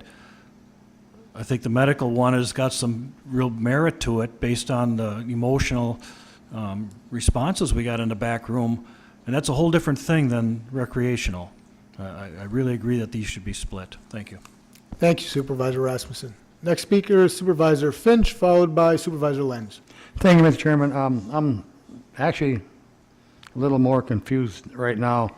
Well, you know, you take out, you put in. Is this, if I'm reading this right, if you're 21 years of age, you can have medical, but if you take it out, are you allowed for a 15-year-old to have medical if you need it? Or is this whatever, you know? I mean, there's some people, especially take the younger generation, the kids, if they need it, I don't want to be the person that says no because you're not 21 years of age. So that's what I'm looking at, because and as far as the other people, I'm really not for it, but to each their own. But we should take care and make sure that the medical comes first, and your, whatever the other people want to call it, leisure, relaxation, whatever, comes second. And I'm only speaking for myself. Thank you. Thank you, Supervisor Finch. Next speaker is Supervisor Lenz, followed by Supervisor Buck. Thank you, Mr. Chairman. The proposed verbiage, I believe, the way that I hear that is it changes the question to to ask if medical marijuana should be legal. I believe the question that the constituents want to answer, or at least the question that I've been asked, is in regards to full legalization of marijuana, and they want a voice to speak to that. And I think the way it's worded now is closer to that. I think there may be an opportunity to amend where the 21 years of age falls, so that the medical piece doesn't look like you can only get it if you're 21 or older. But the way the previous amendment was proposed changes the meaning of this from full legalization to just legalization for medical purposes. And I don't think we should change it in that manner. Thank you, Supervisor Lenz. Next speaker is Supervisor Buck, followed by Supervisor Defferting. I rescind my question, Mr. Chairman. Thank you, Supervisor Buck. Next speaker is Supervisor Defferting, followed by Supervisor Powers. Thank you, Chair. I personally don't think that the wording is perfect either. I think that it should be more of 18 years of age rather than 21 or possibly even younger. And let's face it, taxation is theft. But I still think that, this is there. I really don't see that, anything bad coming from recreational use of marijuana in the first place. And I mean, if you think that, if you prefer that more people are in jail, okay. I would prefer people not to be in jail. So I so yield. Thank you, Supervisor Defferting. Next speaker, Supervisor Powers, followed by Supervisor Gordon. Thank you, Mr. Chairman. I'm not making an amendment, but I'm asking if this is if this is something that should be done. We take out the 21 and leave it for the medical, and have a second resolution people are allowed to do with people of 21 being able to use it for recreational. Then you've got two different resolutions, honey. Are we doing two different resolutions? So we would not be able to do that because we can only amend the resolution that we have published and is Okay. on All the right. agenda. Thank you. Next speaker is Supervisor Gordon, followed by Supervisor Eisen. I do support this resolution, and I think it's good to keep in mind that what we are doing is putting something forward to the voters of Winnebago County to let their voices be heard. But this is more of an advisory referendum aimed at our state legislators, saying this is how the people of Winnebago County feel. The exact language is something that would happen at the state level, and I think we're getting too tied up in the language in this. It's more of, this is how the people of Winnebago County feel, and once it gets to the state, then people are welcome to contact our legislatures, whether it be about medical or recreational, but it's more of getting our voices heard. Thank you, Mr. Chairman. Thank you, Supervisor Gordon. Next speaker is Supervisor Eisen, followed by Supervisor Wojciechowski. Thank you, Mr. Chairman. It's my observation that it's all about language. Language is very important to resolutions. I move that we postpone this resolution till our July meeting to give the makers of this resolution an opportunity to consult with the Corporation Counsel to develop an appropriate question that addresses the medical and the recreational aspects of this question so that we could clearly consider a referendum question to the people. This is not doing the job, and 9:30 at night is not going to make you make a sharp decision. So I move that this be postponed until the July meeting, giving the resolution makers an opportunity to revise their question. I believe it is in order. I believe, we're going to get clarification, but I'm quite certain it takes precedent. So it is a higher level of motion. So I believe it does, but we'll get clarification from Corporation Counsel, but I'm pretty certain it does. We need a second for that if it goes forward. Yeah, we do need a second, so that's a good point. So is there a second? Because otherwise we don't need a clarification. We'll let the Corporation Counsel give her answer, and then we'll allow you to have your question. It does take precedence, the motion to postpone, as long as it's seconded. And it's debatable? It is. Yeah. I just want to make sure everyone knows. It is. So, all right, so you heard, it does take precedence, and it would be debatable. We'll allow Supervisor Norton to ask his question before we go further. Very simple question. If we vote to postpone this, is this going to be the first thing on July's agenda? You have to move to postpone to a certain date and time. Well, I guess I'll amend that to postpone it. If we vote to postpone it to the July 17th, 2008. Did he say that? Yes. Yeah, he already said that. I just want to make sure. Okay, so everyone's clear on the motion. The motion was to postpone to the July business meeting, which I believe would be July 17th.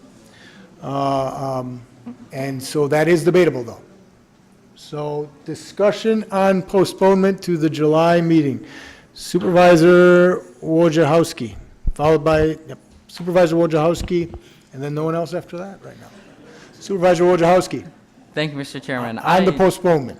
Yes, on the postponement. I just really don't see the point in postponing it. We have it here right now.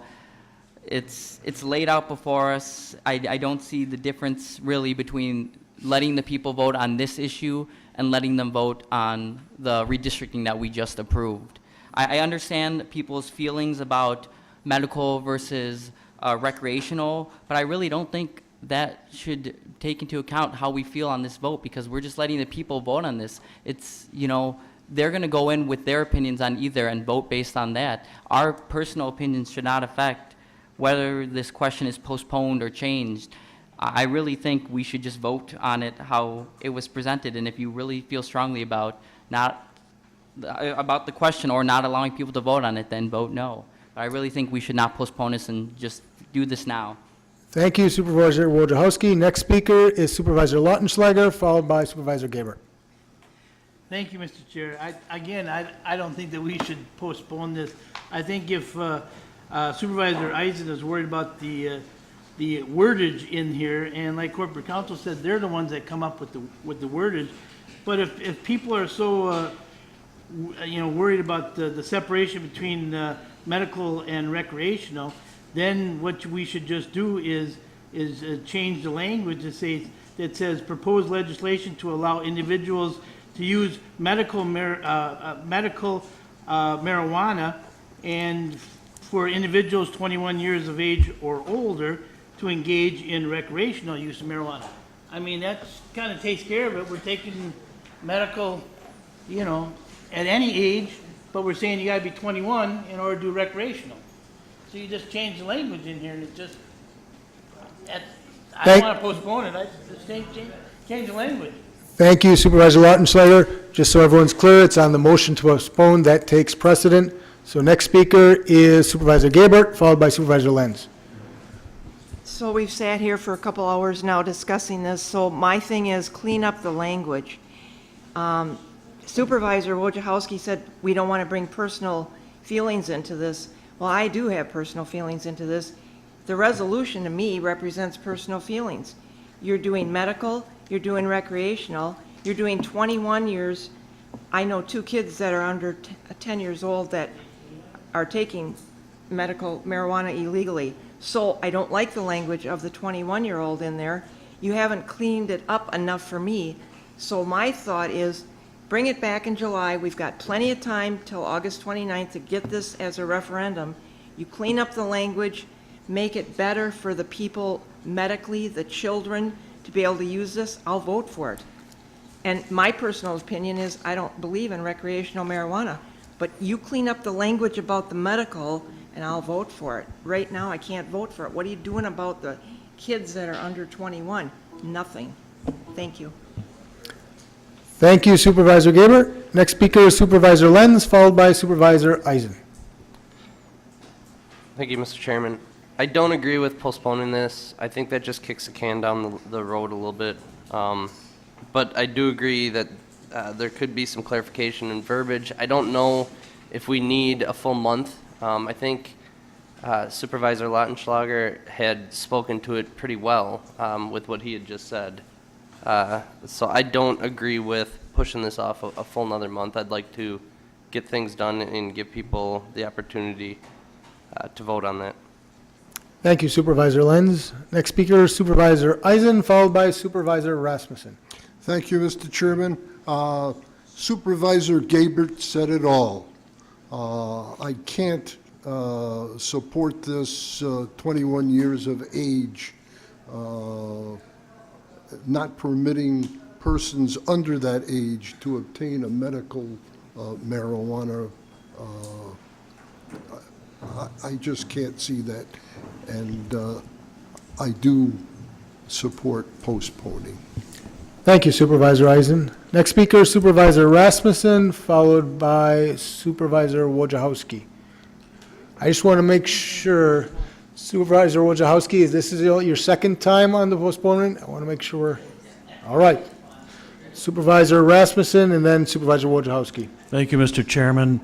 When those of us that have been on the board a while and talk about going back to committee, this is exactly why, because the committee can clean this stuff up. That's where this stuff gets taken care of. The other point is, how long have we been talking about this and we haven't even gotten to the main resolution yet? So postponing it sounds like a good idea, or let's take a break. So we have two more speakers at the moment. Next speaker is Supervisor Wojciechowski, followed by Supervisor Weiss. Thank you, Mr. Chairman. This is more so just questions of clarification.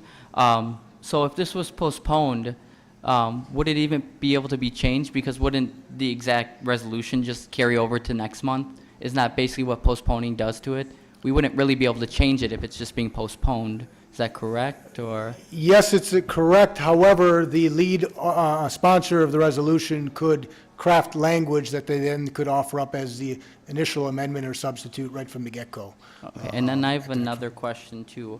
Now this might sound a little weird, but I just want to see if this is possible.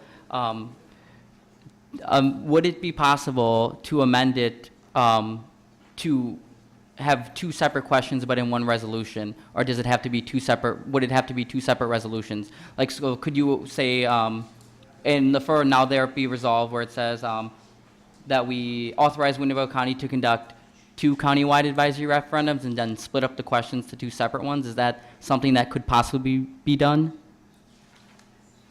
Because if so, that could save us time from postponing it. I would have to do some research in this, but I've got to tell you, the way that it's crafted, I think it would make it much more feasible to understand. But I don't know the answer to that question off the top of my head. And if you can continue to talk, I can try to find the answer in some of these books. But I think, quite frankly, I don't know if this is in the interest of... And just to clarify, so we will complete the debate on the postponement and vote. If it's postponed, that's our last agenda item. If that fails, we will take a break. Yeah, I was going to ask if that could happen, so maybe we could take a second to look at that. Because if we could do that, I think that would make it a lot easier than postponing it. Next speaker is Supervisor Weiss, followed by Supervisor Konecki. I hate to throw a monkey wrench into this. Line 34, I have a real problem with the, starting at the word "and," expunging marijuana-related crimes for those convicted in Wisconsin. Are we going to let the voters of Wisconsin start releasing drug dealers as opposed to drug users? So all it says is marijuana-related crimes. I'm not sure that's a good idea.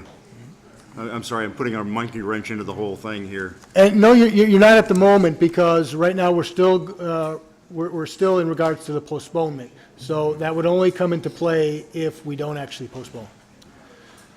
So next speaker is Supervisor Konecki, followed by Supervisor Gordon. I confer with Supervisor Gabbard. I'm for medical marijuana and not recreational, and also I concur with Supervisor Rasmussen. Take it back, clean it up, fix it up. Let the committee do that. Thank you. Thank you. Now, Supervisor Gordon, I had seen your light on, but then it went off. So next speaker, Supervisor Gordon, followed by Supervisor Smith. No, you didn't. Oh, you canceled it. I apologize. So next speaker, Supervisor Smith. Okay, never mind, not on this part of it. Not on this. All right, then, before there are any other lights, so that completes the speakers. So the motion is to postpone to the July 17th meeting. We will vote by roll call vote. Vote aye if you want to postpone to July 17th, vote no if you don't.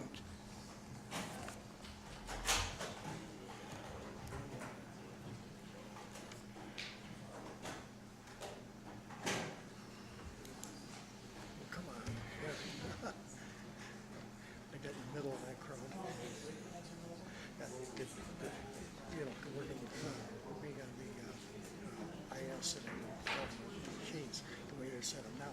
If 10 people vote, they register 10, if 11 vote, then it'll kick one out.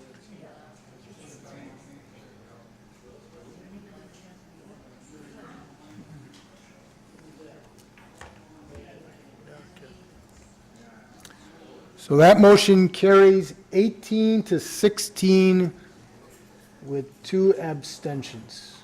So that is, yeah, 2 abstentions. So that is postponed to our July 17th business meeting. And so that resolution, the original one, will be on there, but there would be an opportunity for amendment of the language. I cannot tell you that it would be the first one. We'll set the agenda at least 1 week prior. All right, there's a motion to adjourn. All those in favor say aye. Aye. Opposed? Motion carries unanimously. Thank you, everyone.